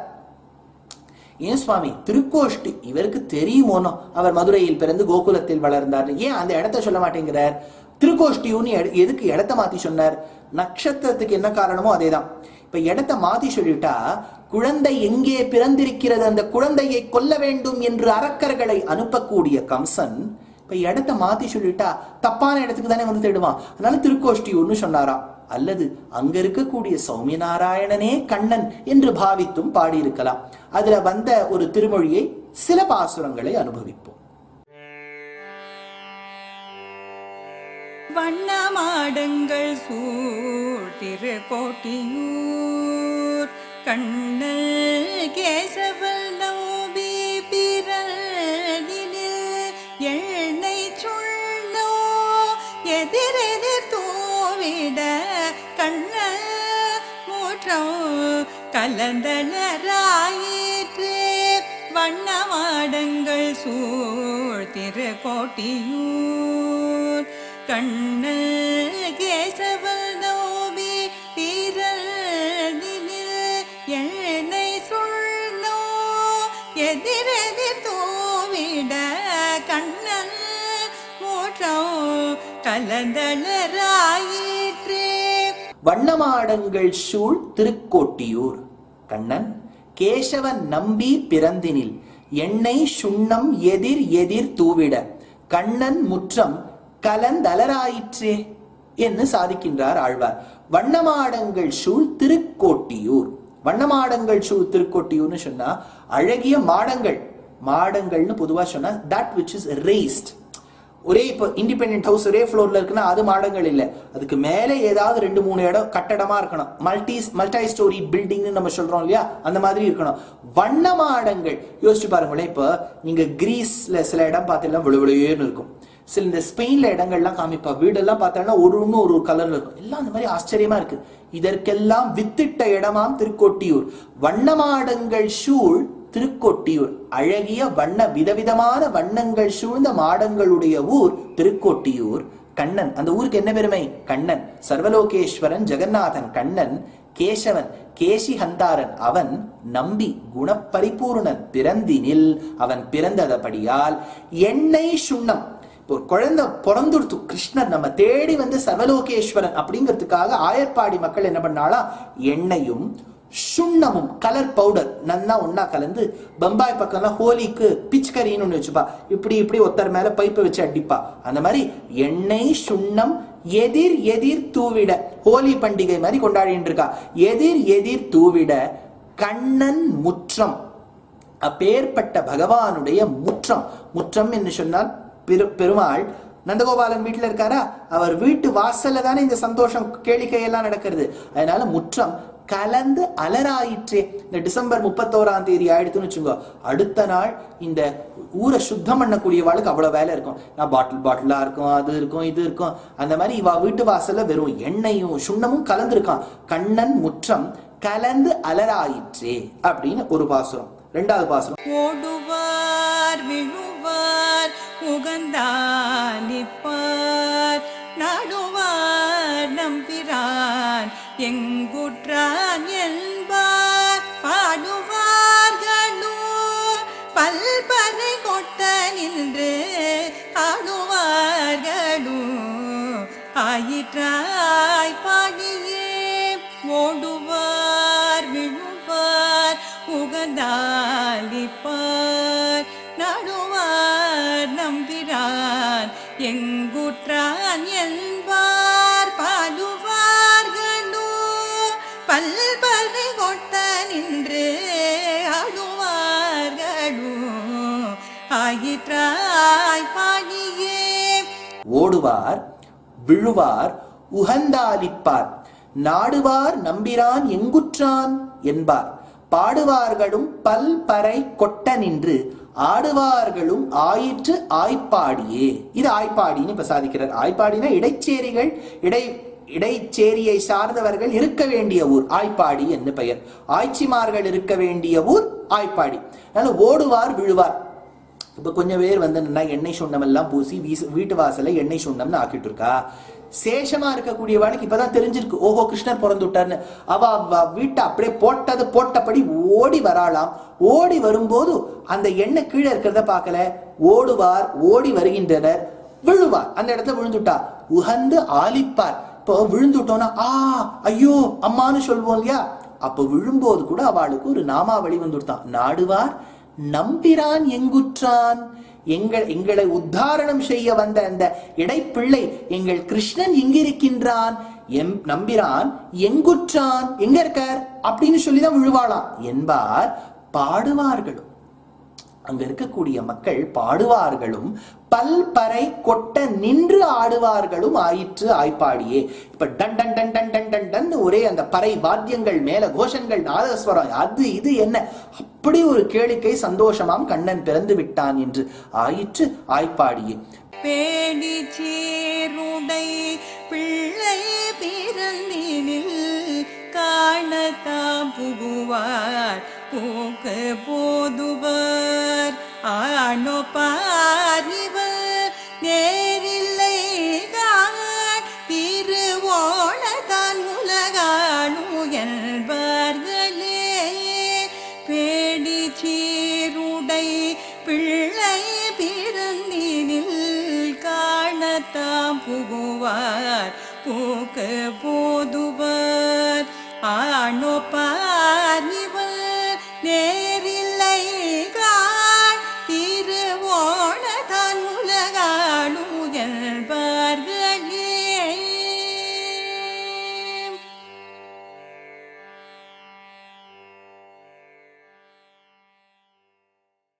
பேணி சீருடை பிள்ளை பிறந்தினில் காண தாம் புகுவார் புக்கு போதுவார் ஆனொப்பார் இவன் நேரில்லை காண் திருவோணத்தான் உலகாடும் என்பார்களே. இது அடுத்த பாசுரம். பேணி சீருடை பிள்ளை பிறந்தினில், நாங்க வேண்டி வேண்டி தவமிருந்து பஞ்சமாக்னி தவம் முதலான அந்த சாந்திராயன விரதம், என்ன பயோவிரதம், என்னெல்லாம் விரதங்கள் இருக்கோ அத்தனையும் சேர்ந்து இருந்து பயனாக இந்த குழந்தை பிரிந்திருக்கிறதல்லவா.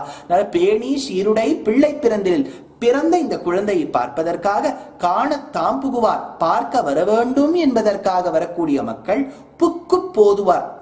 இங்க சுவாமி பாக்குறது எட்டி எட்டி பாக்குறாளாம்.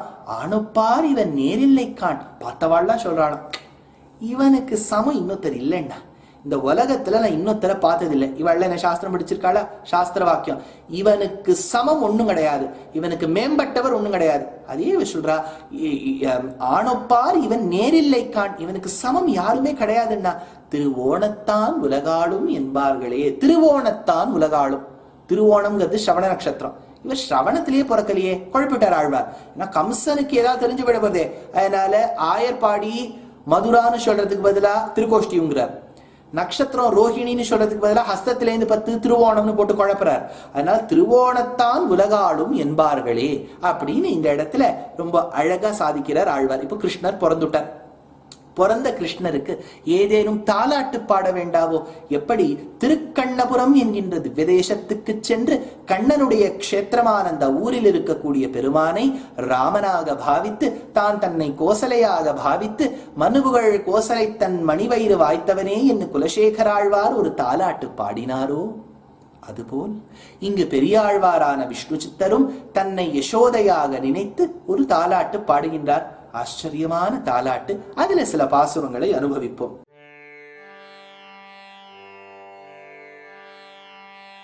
மாணிக்கம் கட்டி வைரமிடை கட்டி ஆணி பொன்னால் செய்த வண்ணச் சிறு தொட்டில்.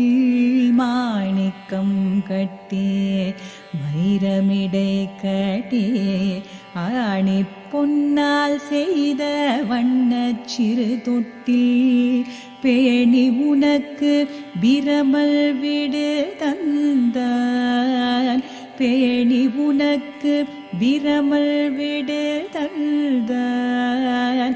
மாணி குரளனே தாலேலோ வையமளர்தானே தாலேலோ.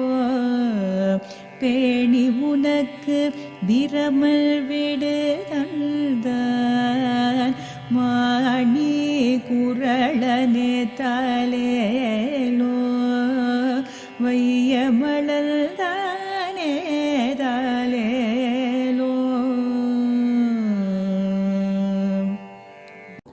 மாணிக்கங்கட்டி வைரம் இடைக்கட்டி ஆணி பொன்னால் செய்த வண்ண சிறு தொட்டில். பேணி உனக்கு பிரமன் விடுத்தந்தான், மாணிக்குரளனே தாலேலோ வையமளந்தானே தாலேலோ. இப்ப முதல்ல இந்த குழந்தை தாலாட்டுவதற்கு ஒரு தொட்டில் வேணுமோனோ. யாரு தொட்டில் கொடுத்தா? அதுதான் சொன்னார். பிரமன் விடுத்தந்தான், பிரம்மா இந்த தொட்டில கொடுத்திருக்காராம். அந்த தொட்டில் எப்படி இருக்குங்கிறார்? மாணிக்கங்கட்டி, மாணிக்க கல்லெல்லாம் அங்கங்க புதிச்சிருக்காள். அப்படி பல பல பல பல பலான்னு நின்றதான். அது எதுக்கு நடுவில் கட்டியிருக்கா? வைரம் இடைக்கட்டி. வைரம், ஒரு வைரம், 2 வைரம், 3, கீழே 1 2 3, நடுவில் கொஞ்சம் இடம் இருக்கா, மாணிக்க கல்ல வச்சிருக்கா. அதனால மாணிக்கம் கட்டி அதை எதற்கு இடையில கட்டியிருக்கா? வைரம் இடை கட்டி, வைரத்துக்கு நடுவில் மாணிக்கம்.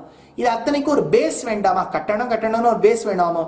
ஆணி பொன்னால் செய்த, ஆணி பொண்ணுன்னு சொன்னா ரொம்ப வசத்தியான தங்கம். இப்ப இந்த தாமரம் கலந்து ஒரு காப்பர் கலந்து வரக்கூடிய ஸ்வரணம் இல்லை, வளைஞ்சாலும் பரவாயில்ல சுத்தமாக இருக்க வேண்டும் என்பதற்காக இருக்கக்கூடிய தங்கம்.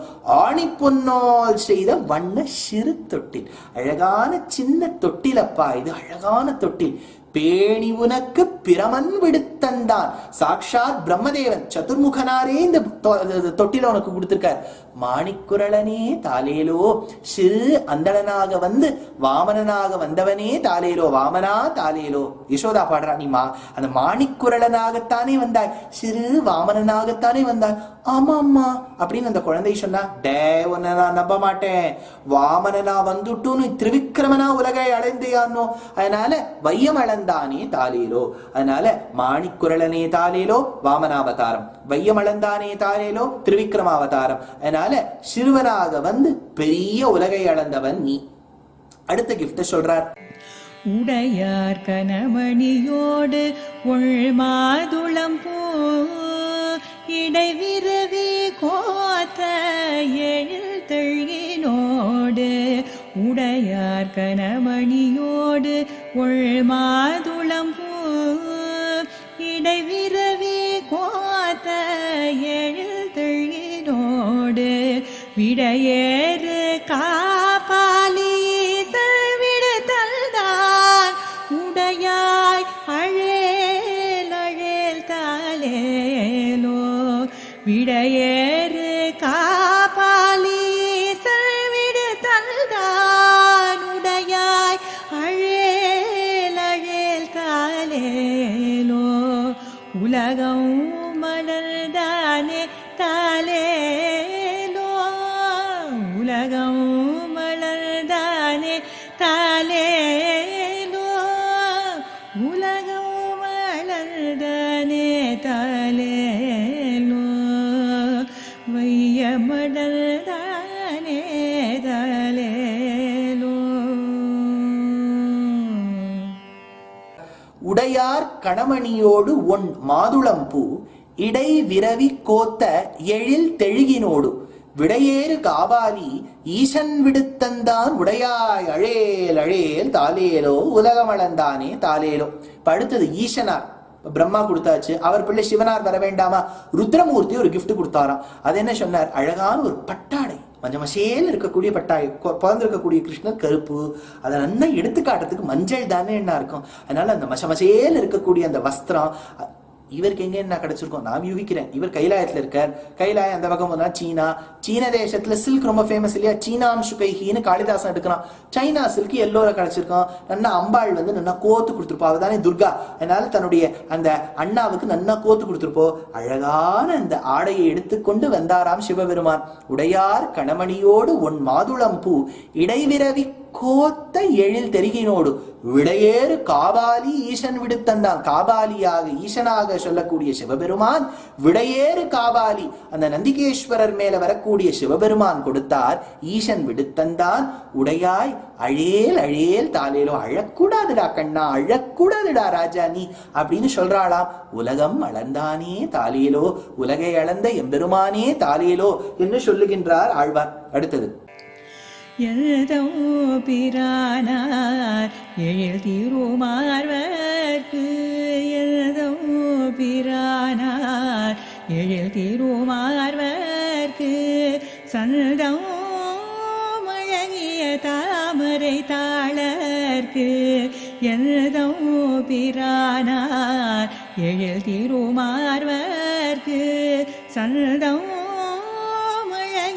தாமரை தாளர்க்கு, இந்திரன் தானோ ஏழிலுடை கிழ்கினி, இந்திரன் தானோ ஏழிலுடை கிழ்கினி, தந்துவனாய் தாலேலோ, தாமரை கண்ணனே தாலேலோ. இந்திரன் தானோ ஏழிலுடை கிழ்கினி, தந்துவனாய்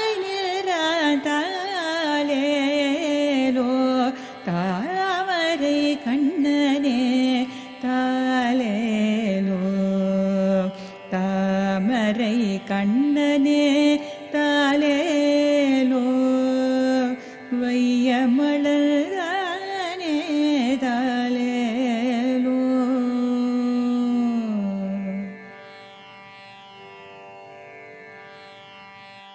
எந்தம்பிரானார் எழில் திருமாறுவர்க்கு சந்தம் அழகிய தாமரை தாளர்க்கு இந்திரந்தானும் எழில் உடை கிங்கிணி தந்துவனாய் நின்றான் தாலேலோ. தாமரை கண்ணனே தாலேலோ. குழந்தையை இட்டு விளையாடுவதற்கு தொட்டில் கிட்டிற்று, வஸ்திரம் சாத்துவதற்கு அம்பரம் சிவபெருமான் தந்துட்டார். இப்ப ஏதாவது மேல ஏதாவது டாய்கி வச்சாதானே, ஒரு பொம்மை கிம்மை ஏதாவது வச்சானே, சென்னப்பட்டினா பொம்மைன்னு இங்க கர்நாடகத்துல பேர், ஏதாவது வச்சாதானே இந்த குழந்தை என்ன சாந்தமாகும். இந்திரன் ஒரு பொம்மை கொடுத்துருக்கான். அந்த பொம்மையில எத்தனை ஆபரணங்கள் சதிதேவி போட்டு கொடுத்துருக்கா. அல்ல ஜிலு ஜிலுன்னு சத்தம் கேட்கறதாம். எந்தம் பிரானார் எழில் திருமார்வர்க்கு ஸ்ரீ மகாலட்சுமியை தன் மார்பகத்தில் தரித்திருக்கக்கூடிய எம்பெருமானுக்கு சந்தம் அழகிய தாமரை தாளர்க்கு தாமரை புஷ்பத்தில் இருக்கக்கூடிய அந்த மென்மையை ஒத்திருக்கக்கூடிய திருவடியை சேவை சாதிக்கக்கூடிய எம்பெருமானுக்கு இந்திரன் தானும் எழிலுடைய கிங்கிணி. இந்திரன் என்ன கொடுத்திருக்கார்? எழிலுடைய கிங்கிணி, அழகாக கிங்கிணின்னு செய்யக்கூடிய அந்த துவனியை செய்யக்கூடிய மணி பொருந்திய ஒரு பொம்மை தந்துவனாய் நின்றான் தாலேலோ. தாமரை கண்ணனே தாலேலோ என்று ஆழ்வார் எப்படி பிறந்ததை சொன்னாரோ இப்ப தாலாட்டுறதை சொன்னார். அடுத்தது குழந்தை அடுத்த நாள் எழுந்துருத்து. எழுந்த உடனே அம்மாவானவள் ஏதேனும் சாப்பாடு ஊட்ட வேண்டாவோ? யசோதையானவள் அந்த குழந்தையை அழைத்து கொண்டு ஊட்டுகின்றாள். இரவு வேளை. அந்த இரவு ஊட்டும் போது அந்த குழந்தை கேட்கறது, நான் சாப்பிட மாட்டேன், எனக்கு அந்த சந்திரனத்தா. சந்திரன் அப்படி போறார் இப்படி போறார், மேகம் மறைச்சுக்கிறது. அப்ப சந்திரனை பார்த்து யசோதா தேவி சொல்றாப்புல பாசுரம். இப்ப சொல்றாளாம். 2 பாசுரம் பார்க்கலாம். ஒரு பாசுரம், பாலகன் என்று பரிபவம் செய்யேன் பண்டொரு நாள் ஆலின் இலை வளர்ந்த சிறுகண் அவன் இவன் மேல் எழப்பாய்ந்து பிடித்து கொள்ளும் வெகுளுமேல் மாலை மதியாதே மாமதி மகிழ்ந்தோடி வா மாமதி. சந்திரனே நீ வந்து பாரு, என்னவோ நீ எங்கேயோ நீதான் அழகன், நீதான் நட்சத்திரத்துக்கு நடுவில் நின்று இருக்கேன்னு பார்த்துட்டு குழந்தைய பார்த்துட்டு போ. இந்த குழந்தை யார் தெரியுமா? சிரிக்கிறியா நீ சந்திரா?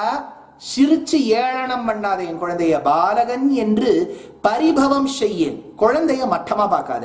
பண்டொரு நாள், நான் இப்ப ஒரு குழந்தைய வச்சுட்டு இருக்கேன், இதனுடைய சரித்திரம் சொல்றேன். பண்டொரு நாள், அன்னைக்கு ஒரு நாள், ஆலின் இலை வளர்ந்த சிறு கண். ஞாபகம் இருக்கா? திருமழிசை ஆழ்வாருடைய வைபவத்தை பார்க்கும்போது மார்க்கண்டனுக்குன்னு ஒரு வார்த்தை வந்தது. அந்த இடத்துல பெருமாள் மார்க்கண்டேயருக்காக தான் அந்த ஆலிலை தளிரில் சயனித்த கோலம், கராரவிந்தேன பதாரவிந்தம் என்று வட்டபத்திரஷாயியாக இருந்த கோலத்தை பார்த்தோம். ஒன்னும் திருமழிசை ஆழ்வார் பாடினபடியால் முன்னோர்கள் பாடியிருக்கிறார்கள். சுகபும் ஸ்ரீமத் பாகவதத்துல பாடியிருக்கார். வியாச மகரிஷி ஸ்ரீ மகாபாரதத்துல பாடியிருக்கார். இவர் இருக்கக்கூடிய ஊரே வட்டபத்திரஷாயின் கோவில் தான்.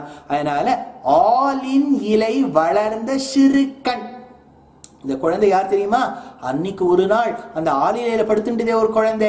பிரளய காலம்னா என்னன்னு காமிச்சு மார்க்கண்டேய மகரிஷியை விதிர்த்து வைக்க வச்சதே அந்த குழந்தை தான் அவன் இவன். அதுதான் என் குழந்தை.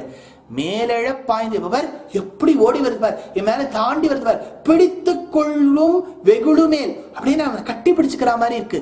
மாலை மதியாதே மாமதி மகிழ்ந்தோடி வா, வா வா வா வா வா சந்திரனே வா, என் குழந்தையை பார் என்று சொல்லக்கூடிய பாசுரம் இது. அடுத்த பாசுரம், சிறியன் என்றேன இளன் சிங்கத்தை இகழேல் கண்டாய். நான் எதுக்கு வரணும்? உன் குழந்தை அவ்வளவு பெருசா தம்மா தூண்டு இருக்கு. அங்கேருந்து நான் இங்க பூமியில பார்த்தா ஏதோ ஒரு ஆசியால, ஏதோ ஒரு பாரதத்துல, அந்த பாரதத்துக்குள்ள உத்தரப்பிரதேசத்துல, அந்த உத்தரப்பிரதேசத்துல இருக்கக்கூடிய கோகுலத்துல ஒரு ஆய்ச்சேரியில தமா தூண்டு இந்த குழந்தை இருக்கு. இந்த குழந்தைய பார்க்கறதுக்கு வா வான்னு நீ சொல்றியா? சிறியன் என்று என் இளம் சிங்கத்தை இகழேல் கண்டாய். அதற்கு யசோதை சொல்லக்கூடிய வார்த்தை, என் குழந்தைய சிறுவன் என்று இகழ்ந்து விடாதே. சிறுமையின் வார்த்தையை சின்னது வந்தது என்ன பாடுபடுத்தும் அப்படிங்கிறத மாவலியிடம் சென்றுகள். மகாபலி ஒரு ராஜா, பெரியவன்னு தன்னை பாவித்துக் கொண்டார். தோமா துண்டு வந்த ஒரு வாமனன், எனக்கு 3 அடி தா அப்படின்னு கேட்டு பூமியையும் மாகாயத்தையும் மாவலியையும் அளந்ததே அந்த திரிவிக்ரமனினுடைய பெருமையை உடையவன் என் குழந்தை. மதியாதே மாமதி, சின்ன குழந்தை என்ன பாடுபடுத்துங்கிறத மகாபலி கிட்ட போய் கேளு. சிறுமையின் வார்த்தையை மாவலியிடம் சென்று கேள். சிறுமை பிழை கொள்ளில் நீயும் உன் தேவைக்குரிய கான், நிறைமதி நெடுமால் விரைந்துன்னை கூவுகின்றான். நான் கூப்பிடல, என் குழந்தை ஆசைப்படுறான், வாமதியே வா. நல்ல மிரட்டி வர வைக்கிறாய் யசோதை சந்திரனை. இது ஒரு படலம். இப்ப நான் சொல்றது எல்லாமே 10, 10, 11 பாசுரங்கள். அதுல ஏதோ 1, 2 பாசுரத்தை உங்களுக்கு இப்படிதான் இருக்கும்னு எடுத்து காண்பிக்கிறேன். அடுத்தது குழந்தை கை தட்ட வேண்டாமா இல்லையா? ஒரு அம்மாக்கு அந்த குழந்தை டே டே டே டே கை தட்டுறா, குழந்தை பாப்பா கை தட்டுறா அப்படின்னு சொல்ல வேண்டாமா? அந்த குழந்தை கை தட்டும். பொம்மைகள்லயே பார்த்தேன்னா அது பேட்டரி எல்லாம் போட்டா அது டம் டம் டம் டம் அடிக்கும், கை தட்டும். அதெல்லாம் பாருங்க. ஆழ்வார் என்ன இப்ப பல பேர் கேட்பான், பிராக்டிக்கலா இருக்குமா? திவ்ய பிரபந்தம்ங்கிறது இந்த காலத்துல புரியுமா? புரியுற மாதிரி தானே இருக்கு. ஆழ்வார் ஒன்றும் புரியாத மாதிரி ஒண்ணுமே எழுதியுள்ளையே. நம்ம தாய் தந்தையினர் நம்ம எப்படி பார்த்துட்டாலும் எப்படி கொஞ்சினாலும் நம்ம எப்படி கொஞ்சிரோமோ அப்படித்தானே ஆழ்வார் கொஞ்சறார். என்ன ஒண்ணும் நம்ம மாத்து குழந்தைய நம்ம கொஞ்சிரோம், நம்மள நம்ம அப்பா அம்மா கொஞ்சினா நம்மளை குஞ்சி பார்த்தா இவன் பெரியவனா வருவான்னு சாதாரணமா இருந்துட்டோம். நாமும் குஞ்சி பார்க்கிறோம், நம்ம குழந்தை வருமானு ஆசையோட நிக்கிறது.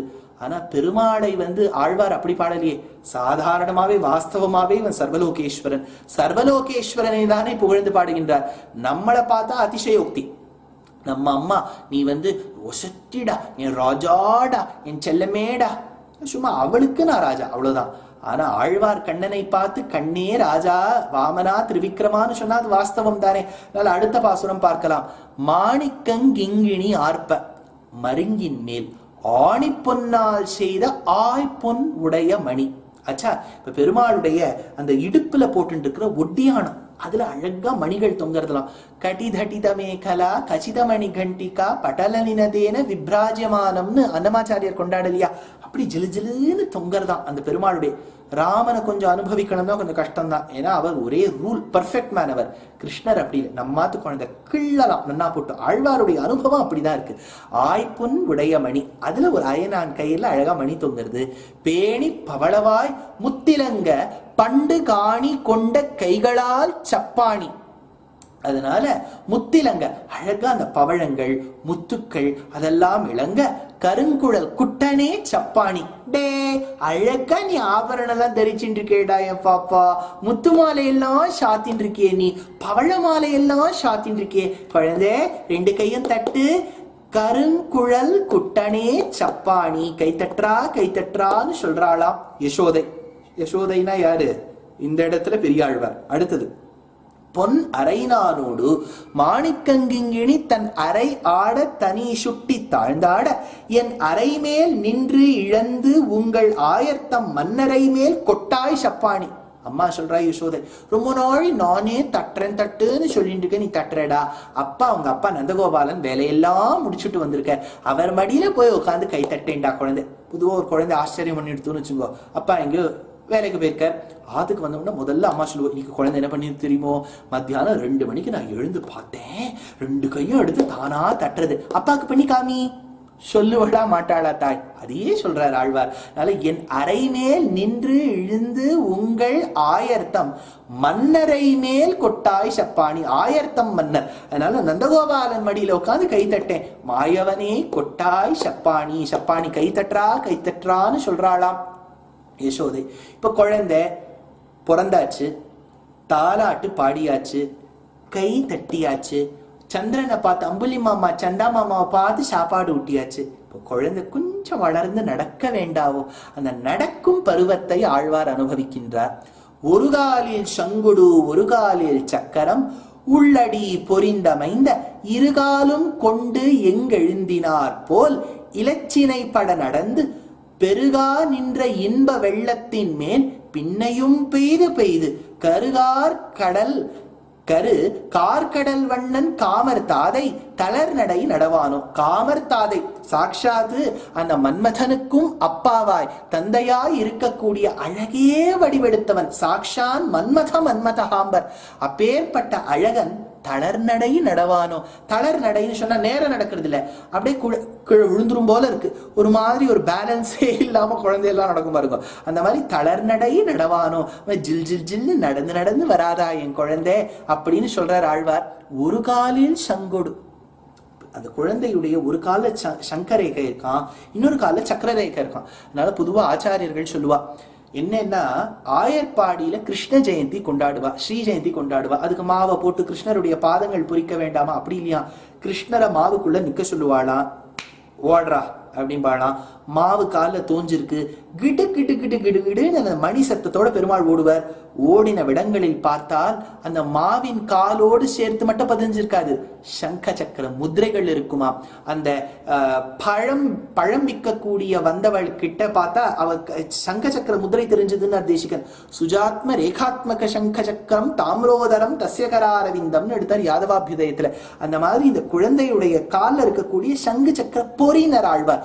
ஒரு காலில் சங்கொரு காலில் சக்கரம் உள்ளடி பொறிந்தமைந்த இருகாலம் கொண்டு எங்கு இழுந்தினார் போல் இலச்சினை படநடந்து பெருகா நின்ற இன்ப வெள்ளத்தின் மேல் பின்னையும் பெய்து பெய்து கருகாள் கடல் கருகார்கடல் வண்ணன் காமர்தாரை தளர்நடை நடவானோ. அந்த சங்க சக்கர முத்திரைகளோடு பெருமாள் ஓடி போறாரே, அந்த நடை எனக்கு தெரியாதா அப்படின்னு ஆழ்வார் பிரார்த்தனை பண்றார்.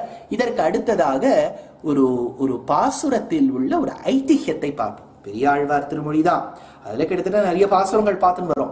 ஒரு பாசுரத்துல ஆழ்வார் என்ன சொல்றார், குழந்தை நடந்து செல்லும் போது அதிலிருந்து யூரின் மூத்திர ஜலம், அந்த ஜலம் பெருகி கொண்டே வந்ததாம். குழந்தை தவழ்ந்து செல்கின்றது. இப்போ அப்பா அம்மாக்கெல்லாம் இருக்கும் இல்லையா, அந்த குழந்தை ஒரு பருவத்துல அது மூத்திரம் பேயும், வீடெல்லாம் எங்க வேணாலும் பார்த்து பார்த்து மூல மூலையா போயிட்டு வந்துடும். அந்த மாதிரி ஆழ்வார் வர்ணிக்கிறார். இந்த சம்பவத்தை பாசுரத்தின் அர்த்தத்தை கொண்டு ஒரு ராஜசபா, அந்த காலத்து ராஜாக்கள்லாம் எப்படி நாட்டை ரட்சிக்க வேண்டும் என்று பார்ப்பார்களோ அதே சமயத்தில் தாங்களும் பகவத் பக்தியில் ஈடுபட வேண்டும் என்பதற்காக கற்றவர்களை கூப்பிட்டு கதை சொல்லுங்க கேட்கிறோம் அப்படின்னு உட்கார்ந்துட்டு இருப்பா. இந்த மாதிரி கிருஷ்ணர் வந்தார், தவழ்ந்தார், ஓடினார், மூத்திரம் வெஞ்சுட்டார் அப்படின்னு ஆழ்வார் பாசுரத்துல வருது. அந்த பாசுரத்தை அனுபவிக்கும் போது இதையெல்லாம் கேட்ட அந்த ராஜா பார்த்தார், எப்படி கிருஷ்ணாவதாரத்தின் ஒவ்வொரு கட்டத்தையும் அவர் குளித்தது, எழுந்தது, சாட்டது, நின்றது, இப்படியெல்லாம் ஆழ்வார் அனுபவிக்கிறாரே. அந்த கிருஷ்ணாவதாரத்தை அனுபவிச்ச அனுபவமே அனுபவம், அனுபவமே அனுபவம் அப்படின்னு ராஜா விஸ்மயமா நின்று இருக்கார். இப்படியா பெரியாழ்வார் அனுபவிப்பார் அப்படின்னு சொன்னார். யாரு காலக்ஷேபம் சாதிச்சுட்டு இருக்காரோ அந்த அரையர் சுவாமிக்கு இவர் சொன்னார். அதை கேட்ட எவனோ ஒருத்தன் எழுந்து நின்னா, என்ன சார் இது, என்னவோ ஆழ்வார் வந்து இந்த கிருஷ்ணன் மூத்திரம் போயிருக்கிறதாலாம் ஒரு பாசுரம் பாடியிருக்கார், இதெல்லாம் பெரிய விஷயமா, மூத்திரம் போன பாசுரம் எல்லாம் வசத்தியான்னு கேட்டாராம். அதற்கு அந்த அந்த அங்க இருந்த அந்த அவர் ஒன்னும் படிச்சவர் இல்லை, இப்ப பதில் சொல்லக்கூடியவர். அவர் யாருன்னா சாமானிய ஜனங்கள்ல இருந்த ஒருத்தர். அவர் என்ன சொன்னாராம், ஏன்பா பெரியாழ்வாருடைய பாசுரத்துல உள்ள அழகையெல்லாம் சொல்லி கொண்டு வராளே, அதுல இன்னொரு பாசுரம் உண்டு, வேதத்தின் சுவைப்பயனை, வேதத்துல இருக்கக்கூடிய சாரத்தெல்லாம் ஆழ்வார் ஒரு பாசுரத்துல சொல்லியிருக்காரே, அப்போ சொல்லும் போது நீ கேட்கலையே, இவ்வளவு சுத்தியான விஷயத்த ஆழ்வார் சொல்றாரேன்னு. எந்த ஆழ்வார் ஞானத்தின் உச்சத்தை எட்டி வேதசாரத்தை ஒரு பாசுரத்தில் கூறுகின்றாரோ அதே ஆழ்வார் தாய்மையை அடைந்து இந்த குழந்தையானது மூத்திரம் போறதையும் சொல்லுவார், ரெண்டுத்தையும் கேட்டுக்கோ, அப்படிதான் உனக்கு அனுபவம்னு சொன்ன உடனே ராஜா என்ன சொன்னாரா, அப்படி போடுறா. என்ன சுவாமி, இந்த அப்படி போடுறா என்று சொல்லுவதெல்லாம் கோர்ஸுக்கு தகுமா? இதையெல்லாம் நாங்கள் சலச்சித்திரத்தில் பார்த்திருப்போம், நெட்ஃபிளிக்ஸ்ல பார்க்கிறோம். அப்படி போடுறாலாம் நம்ம சொல்லியிருப்பார். கிட்டத்தட்ட அதே மாதிரி அந்த காலத்துல சொல்லியிருக்கார். அவர் என்ன சொன்னார், என்ன வார்த்தாலாபம் நடந்தது என்னும் அந்த சம்பவத்தை அப்படியே வியாக்கியானத்திலே நான் இப்ப சேவிக்க போறேன். சேவிச்சுட்டு அதுக்கு அர்த்தம் என்னன்னு சொல்றேன். இவ்விடத்துக்கு அந்த குழந்தை மூத்திரம் போனது அப்படிங்கிற இடத்துக்கு, இவ்விடத்துக்கு ஆச்சான் பிள்ளை அப்படிங்கிற ஆச்சாரியன் அருளி செய்யும்படி அவர் ஒரு ஐதிஹ்யம் சொல்வார். ராஜா கோஷ்டியிலே இப்பாட்டு பிரஸ்துதமாக, ஒரு ராஜா இருக்கக்கூடிய கோஷ்டியில் இந்த பாட்டை அனுபவிக்கும் போது பிரஸ்துதமாக சைஷவாசத்தையே பேசினபடியன். சைஷவாசத்தின, சைஷவம்னா சின்ன குழந்தை, சின்ன குழந்தையா கிருஷ்ணர் இருந்ததை எப்படி அனுபவிச்சிருக்கார் ஆழ்வார் அப்படின்னு ராஜா விஸ்மயமாக இருக்க என்று ராஜா கொண்டாட, அறியாதான் ஒருத்தன், ஒண்ணுமே தெரியாதவன்னு வச்சுக்கோங்களேன், இது இளம் சொல்லு. இது என்ன சார், இது மூத்திரம் போனதெல்லாம் சொல்லியிருக்காரு, இது இளம் சொல்லு, கொண்டாடப்படும் ஆத்திருந்ததோ, இதெல்லாமா கொண்டாடிட்டு இருப்பா என்ன அப்படின்னு அவன் சொல்லும் போது அதை கேட்ட பிரசாத விடைக்காரன், அங்க இருக்க ஒத்த சாதாரணப்பட்டவன், அதிர்முகமுடைய வலம்புரி குமிழ்த்தி, அதாவது கண்டம் என்னும் கடிநகர்னு பேர்.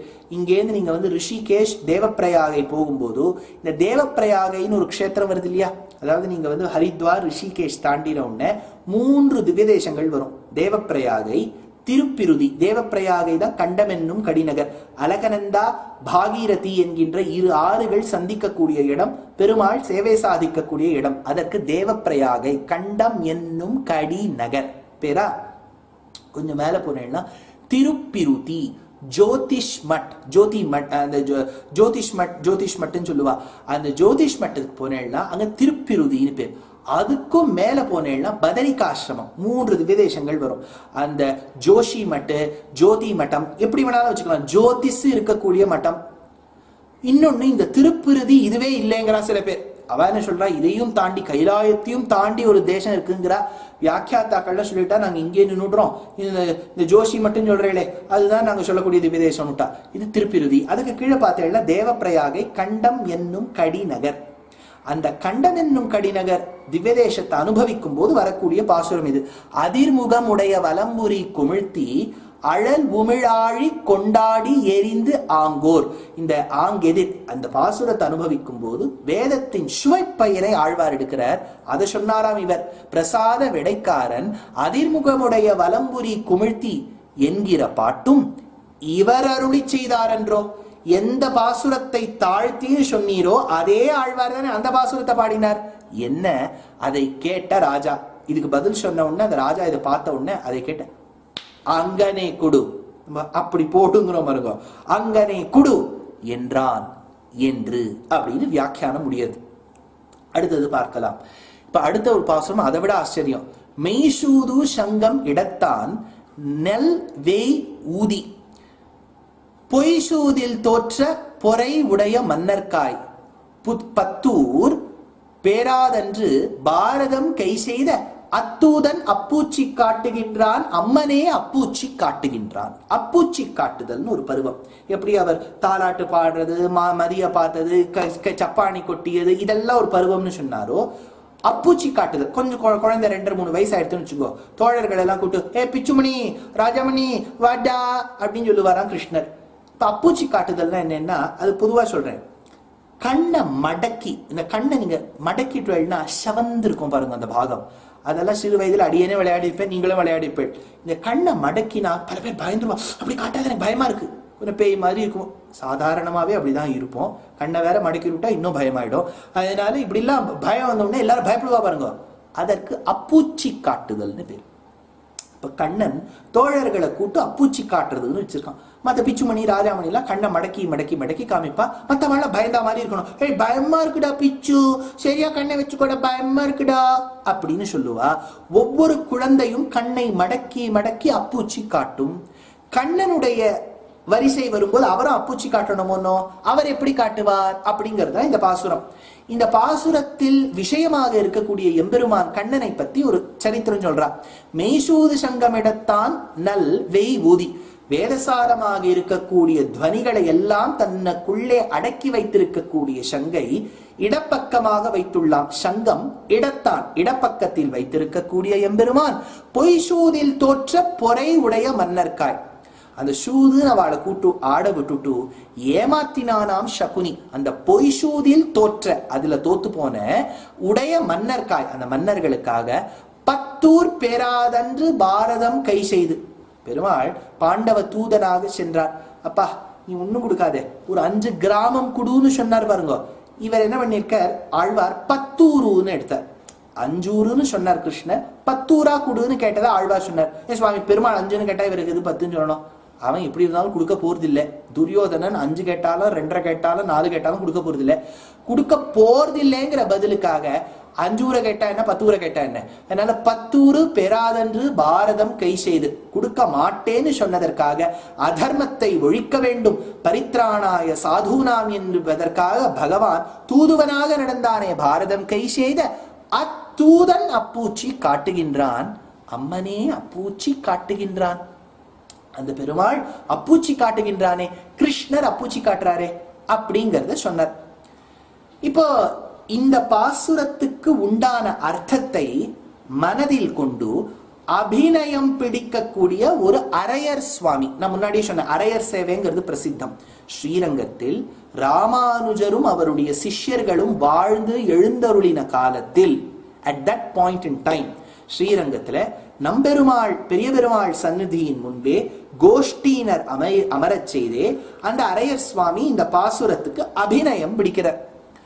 அபிநயம் பிடிக்கும் போது என்னாச்சு, ஒரு அந்த சுவாமி அப்படியே அப்பூச்சினா எப்படின்னு காமிக்கிறார். அப்ப என்ன சொன்னார், 10 பேராதன்று பாரதம் கை செய்து அப்படின்னு கையில மண்ணியோட அடிப்பா, அத்தூதன் அப்பூச்சி காட்டுகின்றான். கண்ணை மடக்கிக்க மாட்டான், நீங்க உடனே கண்ணெல்லாம் மடக்கிப்பாள் அரையர் சுவாமி கேட்க அந்த மாதிரி காமிப்பா. அத்தூதன் அப்பூச்சி மணி டன் காட்டுகின்றான், அம்மனே அப்பூச்சி காட்டுகின்றான் அப்படின்னு அவர் எடுத்தார். அங்க ராமானுஜர் முன்னாடி எழுந்தருளி இருக்கிறார், பின்னாடி எம்பார். யாரு? ராமானுடைய தம்பி, பெரிய ஆச்சாரியர், அவரும் சிஷ்யர், ஆச்சாரியர், அவர் பின்னாடி உட்கார்ந்து இருக்கார். இப்போ அரையர் சேவையில ஒரு வழக்கம் உண்டு, முக்கியமான வரிகளை மறுபடியும் பிரஸ்தாவிக்க. அம்மனே அத்தூதன் அப்பூச்சி காட்டுகின்றான் அப்படின்னு அரையர் சுவாமி எடுக்கிறாரா? இப்ப 2வது தடவை சொல்றதுக்கு முன்னாடி எம்பார் என்ன பண்ணாரா, பின்னாடியில இருந்து ராமானுஜர் முன்னாடி இருக்கார், இவர் பின்னாடி எம்பார் இருக்கார். அந்த அரையர் சுவாமிக்கு ஒரு க்ளூ கொடுக்கணும், ஹிண்ட் கொடுக்கணும். அதுக்காக என்ன பண்ணாராம் எம்பார் அப்படின்னாராம். அப்படின்னா நம்ம சன்னதிக்கு முன்னாடி இருக்கோம், கிருஷ்ணன் அப்பூச்சி காட்டினான்னு சொல்லாத, இங்க பெரிய பெருமாளை காமிச்சுட்டு ரங்கநாதர் சயன கோலத்துல இருக்காரு, அவர்தான் அந்த கண்ணன், அவரை பார்த்துட்டு சொல்லு, அத்தூதன் அப்படின்னு அவரை பார்த்து சொல்லு. ஏன் அவரை பார்த்து சொல்லணும்? இன்னைக்கும் ஒரு வழக்கம் உண்டு, சயன கோலத்துல இருக்காரு இல்லையா, படுத்துண்ட படுக்கையா இருக்காரு இல்லையா, அவர்தான் பெரிய பெருமாள், அவர் கிருஷ்ணர் அப்படின்னு ஒரு ஐதிஹ்யம். நின்ன கோலத்துல சேவை சாதிக்கிறார் இல்லையா உற்சவமூர்த்தி நம்பெருமாள், அவர்தான் ராமர் அப்படின்னு ஒரு ஐதிஹ்யம். அதனால நீ கிருஷ்ணரை காமிக்கணும்னா அப்படி காமிக்காத, இப்படி காமி. அதை சொல்லிட்டு எம்பார் என்ன பண்ணாரா, அப்பூச்சி நீ கண்ணை மடக்கி காமிக்கிற, அது தப்பு, இப்படி இப்படி காமி அப்படின்னு சொன்னாராம். புரிஞ்சுடுத்து இந்த விஷயம் அரையர் சுவாமிக்கு. அதனால மறுபடியும் காமிக்கிறார், அத்தூதன், அங்க பெருமாளை பார்த்துட்டு அத்தூதன் அப்பூச்சி காட்டுகின்றான். முதல்ல ஒரு அபிநயம் பிடிச்சார், அதே வரைக்கும் 2வது தடவை சொல்லும் போது இன்னொரு அபிநயம் பிடிக்கிறார்.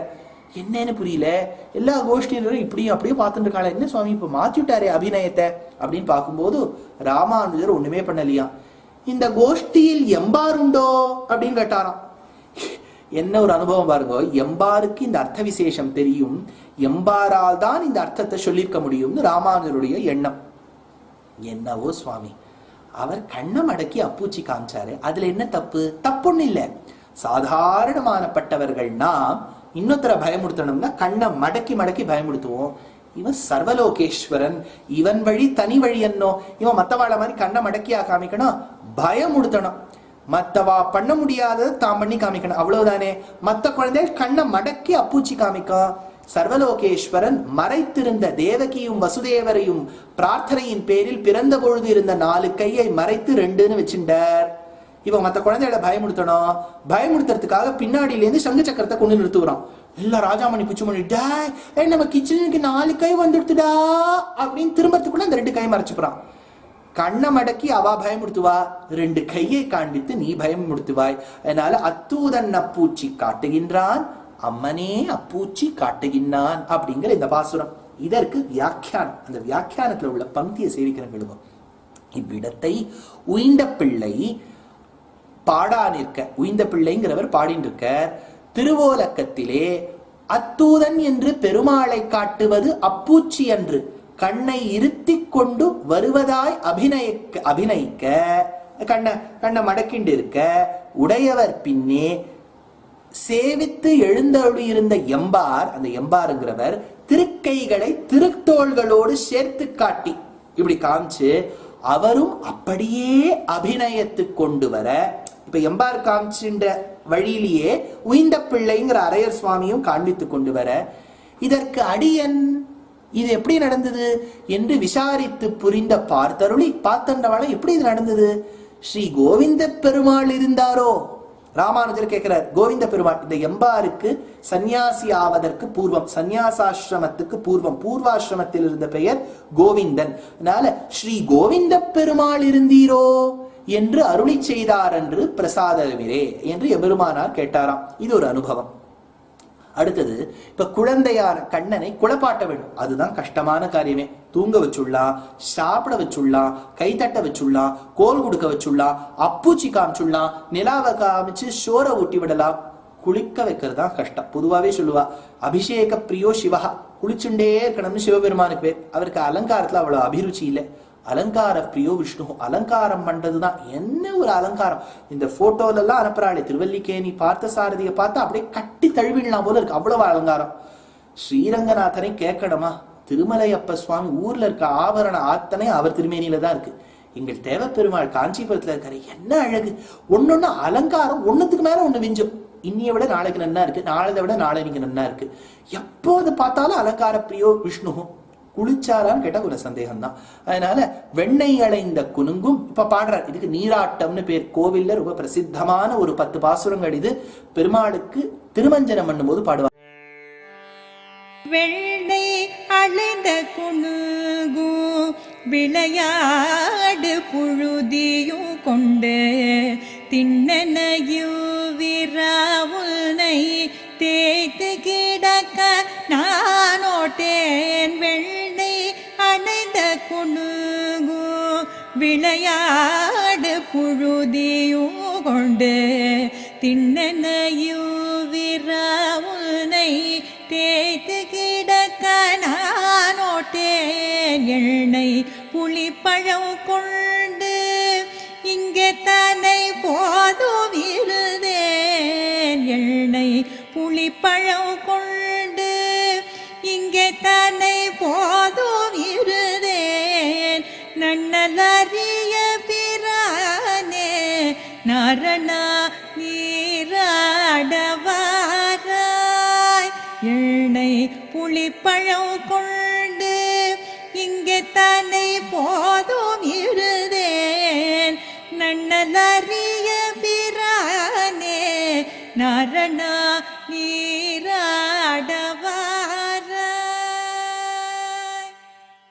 வெண்ணெய் அலைந்த குனுங்கும் விளையாடும் புழுதியும் கொண்டு திண்ணை இவ்விரா உன்னை தேய்த்து கிடக்க நானோட்டேன்.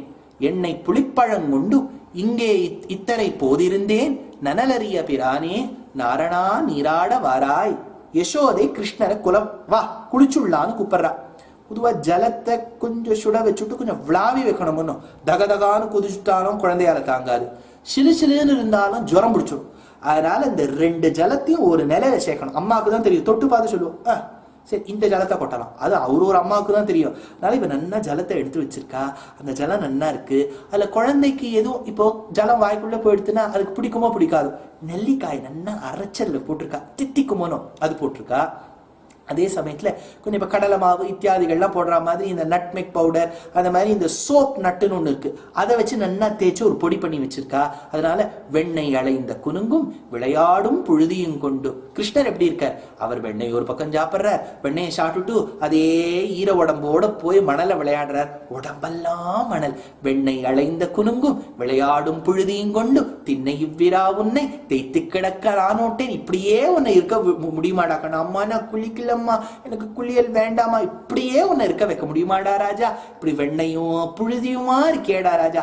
எண்ணெய் புளிப்பழங்கொண்டு இங்கே இப்போது இருந்தேன். நன்னலறிய பிரானே நாரணா நீராடவாராய். என் கண்ணே என் ராஜா நாரணா நீராடவாராய்.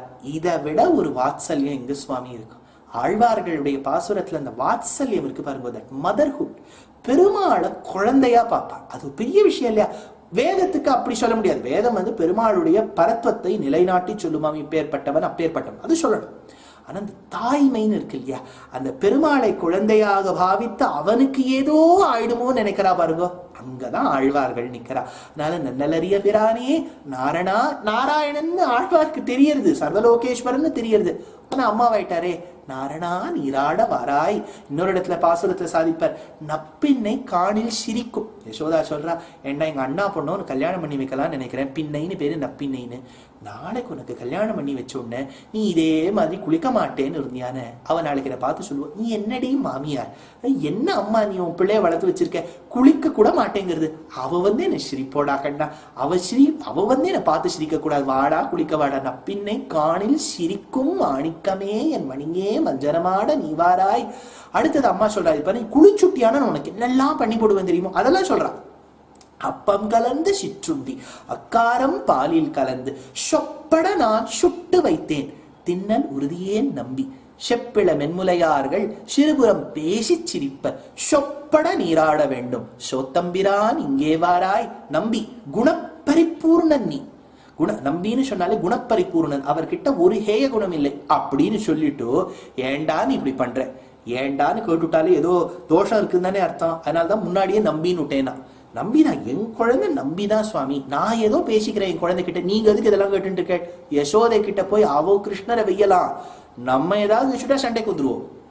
அப்பம் கலந்த சிற்றுண்டி சொல்றா, நீ குளிச்சுட்டு வாடா, நான் உனக்கு நன்னா பக்கத்துல இப்போ யூடியூப் எல்லாம் பார்த்துட்டு மெனு எல்லாம் நன்னா கத்துட்டு இருக்கேன்னா, புதுசு அவாவா தளிகை பண்றா அதெல்லாம் பார்த்து நான் கத்துட்டு இருக்கேன். மாவை நன்னா பொடிச்சு வச்சிருக்கேன், ஒரு பக்கம் வெள்ளத்தை நன்னா பாகாக்கி வச்சிருக்கேன், ஏலக்காயெல்லாம் நன்னா பொடி பண்ணி வச்சிருக்கேன், அப்பம் கலந்து கொடுக்க போறேன்டா. சிற்றுண்டி விதவிதமான சின்ன சின்ன சின்ன சின்ன பக்ஷணங்கள்லாம் உனக்கு நான் பண்ணி வச்சிருக்கேன். அக்காரம் பாலில் கலந்து, நன்னா பால் தயிர் வெண்ணெய் ஒரு பக்கம் இருக்கு, நன்னா இந்த அக்காரம் ஒரு பக்கம் பார்த்தேன்னா இந்த சர்க்கரை, நமக்கு சர்க்கரை ஆயிடுச்சு, இப்போ வெள்ளப்பாகு இத்தியாதிகள்லாம் வச்சிருக்கேன்.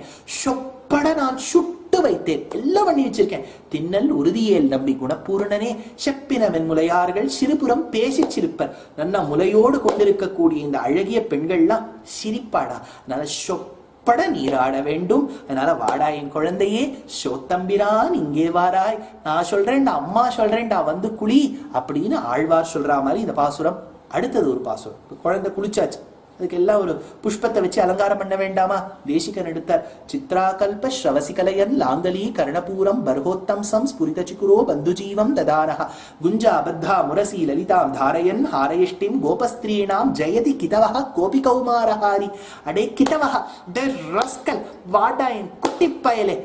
ஏண்டா ராஸ்கல்லாம் பகவான சொல்லலாமா, சர்வலோகேஸ்வரன் சொல்லலாமான்னு கேட்டா, டே திருட்டு பயலே அப்படின்னு நமக்கு கொஞ்சம் இல்லையா? திருடி இருக்கா? எதை திருடி இருக்கு? என் மனசை திருடி எடுத்து. அதனால அப்பேற்பட்ட தேசிகன் எப்படி வர்ணிச்சாரோ, தேசிகன் எங்கன்னு வர்ணிச்சார், ஆழ்வார் வந்த வழியன்னோ அவர். அதனால ஆழ்வார் சாதிக்கிறார், செண்பக மல்லிகையோடு செங்கழுநீர் இருவாட்சி. காலங்கார்த்தால சூரியன் உதிக்கும் போது உதிக்கக்கூடிய செண்பக புஷ்பம். அடுத்தது செங்கழுநீர் இருவாட்சி, அதாவது சூரியன் உதித்த பிறகு உதிக்கக்கூடிய புஷ்பங்கள் இது, செங்கழுநீரும் இருவாட்சியும். அடுத்தது சாயங்காலம் சூரியன் அஸ்தமனமாகக்கூடிய சமயத்துல மலரக்கூடியது மல்லிகை. அதனால அத்தனை சேர்க்கிறார். சூரியோதயம், சூரியோதயத்துக்கு பூர்வம், சூரிய அஸ்தமனத்துக்கு முன்பு. செண்பக மல்லிகையோடு செங்கழுநீர் இருவாட்சி, இதெல்லாம் புஷ்பங்கள். எண் பகர் பூவும் கொணர்ந்தேன் என்றிவை சுட்டவா என்று இந்த மாதிரி விதவிதமான புஷ்பங்களை எல்லாம் மாலையாக தொடுத்துள்ளேன் கண்ணா, என்றிவை சுட்டவா என்று மண் பகர் கொண்டானை ஆய்ச்சி மகிழ்ந்துரை செய்த இம்மாலை.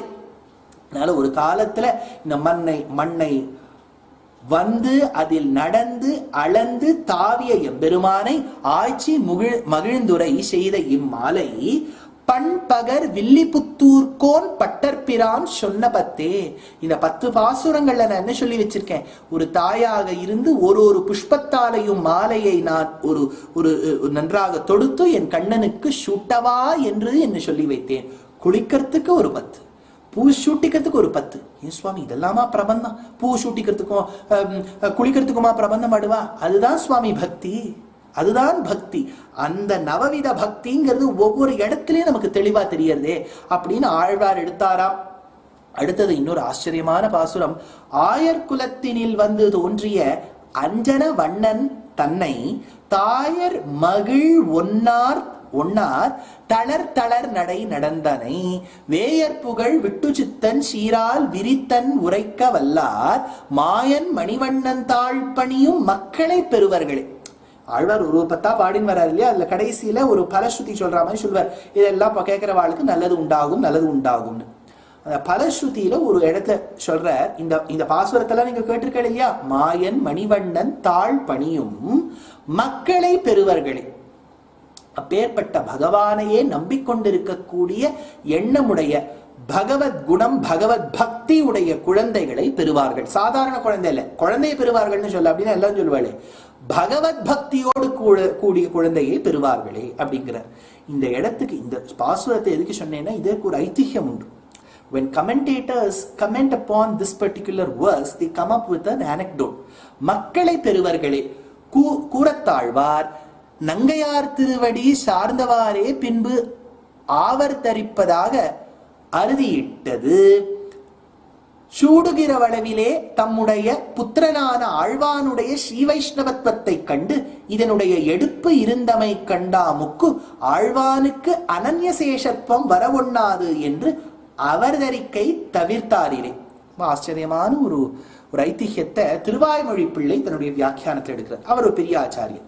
திருவாய்மொழி பிள்ளையுடைய வியாக்கியானத்தை எடுக்கக்கூடிய ஒரு ஐதிஹ்யம் இது. கூறத்தாழ்வான் ஒருத்தரை பத்தி சொன்னேன் இல்லையா, அவர் ராமானுடைய சிஷ்யர். இந்த கூறத்தாழ்வான் சார்ந்த அந்த அக்ரஹாரத்துக்கு கூரம்னு பேர். இந்த கூறத்தாழ்வானுடைய அப்பாவுக்கு கூறத்தாழ்வார் அப்படின்னு பேர். சுவாமி ஃபேமிலியில் இப்படி குழப்பமா இருக்கே, ஆழ்வார் அப்பா பேர் கூறத்தாழ்வார், பிள்ளை பேர் கூறத்தாழ்வான், குழம்பிக்க கூடாது. இந்த கூறத்தாழ்வான் சிறு வயதாக இருக்கும் போதே அம்மா பரமபதிச்சுட்டான்னு சொன்னா இறந்து விட்டார்கள்னு அர்த்தம். அப்படி இருக்கிற சமயத்துல அப்பாவான கூறத்தாழ்வாரை பார்த்துட்டு குடும்பத்தார்லாம் சொன்னா, இது பாருப்பா, அனாசிரமி இருக்கக்கூடாது. அனாசிரமின்னா ஒரு ஆசிரமத்தை சாராமல், எப்ப பத்னி போயிட்டாரோ ஹி இஸ் அ விடோவர், மிருததாரான்னு சொல்லிட்டா, விடோவர்னு சொன்னா அவருக்கு அக்னி காரியம் பண்றதுக்கான தகுதி இல்லை. If you're a widower, you don't have the right to either cook or even perform அக்னி காரியம். அப்படி இருக்கும்போது சுத்தி இருக்கவாள்லாம் சொன்னாலாம், அட்லீஸ்ட் அக்னி காரியம் நம்ம சாஸ்திரத்தை விடக்கூடாது, அதனால இன்னொரு கல்யாணம் பண்ணிக்கோ அப்படி. கூறத்தாழ்வார் அப்பா யோசிச்சார். யோசிச்சுட்டு அவளுக்குலாம் சொன்னாராம், மாட்டேன், நான் இன்னொரு கல்யாணம் பண்ணிக்க மாட்டேன். காரணம் என்ன, என்னுடைய தர்மம் ஸ்வதர்மம் போனாலும் பரவாயில்லை, என் குழந்தை அப்படி பகவத் பக்தியோட இருக்கான். இப்ப வரக்கூடியவள் அந்த குழந்தைய ஏதாவது ஒரு சுடிச்சொல் சொல்லிட்டானா அது பெரிய பாகவதாபச்சாரம் ஆயிடும். சொன்னவளுக்கும் ஆயிடும், எனக்கும் ஆயிடும். ஏன்னா என் பிள்ளை, நான் ஒரு பெத்து வச்சிருக்கேன் ஒரு மாணிக்கம் கூறத்தாழ்வான்னு, இந்த குழந்தைக்கு இருக்கக்கூடிய அந்த ஞானமும் பக்தியும் எப்படின்னா நான் கொண்டாட வேண்டும். வரக்கூடியவளுக்கு அந்த பெருமையெல்லாம் தெரியுமான்னு தெரியாது, பெத்தவ மாதிரி ஆயிடுமா அந்த வரவளுக்கு. அதனால நான் கல்யாணம் பண்ணிக்க மாட்டேன். அதனால எனக்கு எப்பேற்பட்ட குழந்தை இருக்கு, பகவத் பக்தியோடு கூடிய குழந்தை இருக்கு. இவ்வளவு பக்தி இருந்ததே அந்த குழந்தைக்கு. காரணம் இந்த மாதிரி பக்தியுடைய குழந்தையை ஈண்டெடுத்தாரே கூறத்தாழ்வார், அதற்கு காரணம் என் அதுக்கு சொல்றா. ஏன்னா இந்த பெரியாழ்வாருடைய பாசுரத்தை சேவிச்சாரா, அதனுடைய பலனாக அவருக்கு அந்த மாதிரி குழந்தை கிடைச்சுதான். அதனால இந்த பாசுரத்தை சேவிக்கக்கூடியவாளுக்கு அந்த மாதிரி ஒரு பேரனோ பேத்தியோ பிறக்கும். மாயன் மணிவண்ணன் தாழ்பணியும் மக்களை பெறுவர்களே. அதனால அப்பா அம்மாவும் சொல்லலாம், தாத்தா பாட்டியும் சொல்லலாம், மக்களை பெறுவர்களே அப்படின்னு இந்த இடத்துல எடுக்கிற ரொம்ப ஆச்சரியமான ஒரு இடம் இது.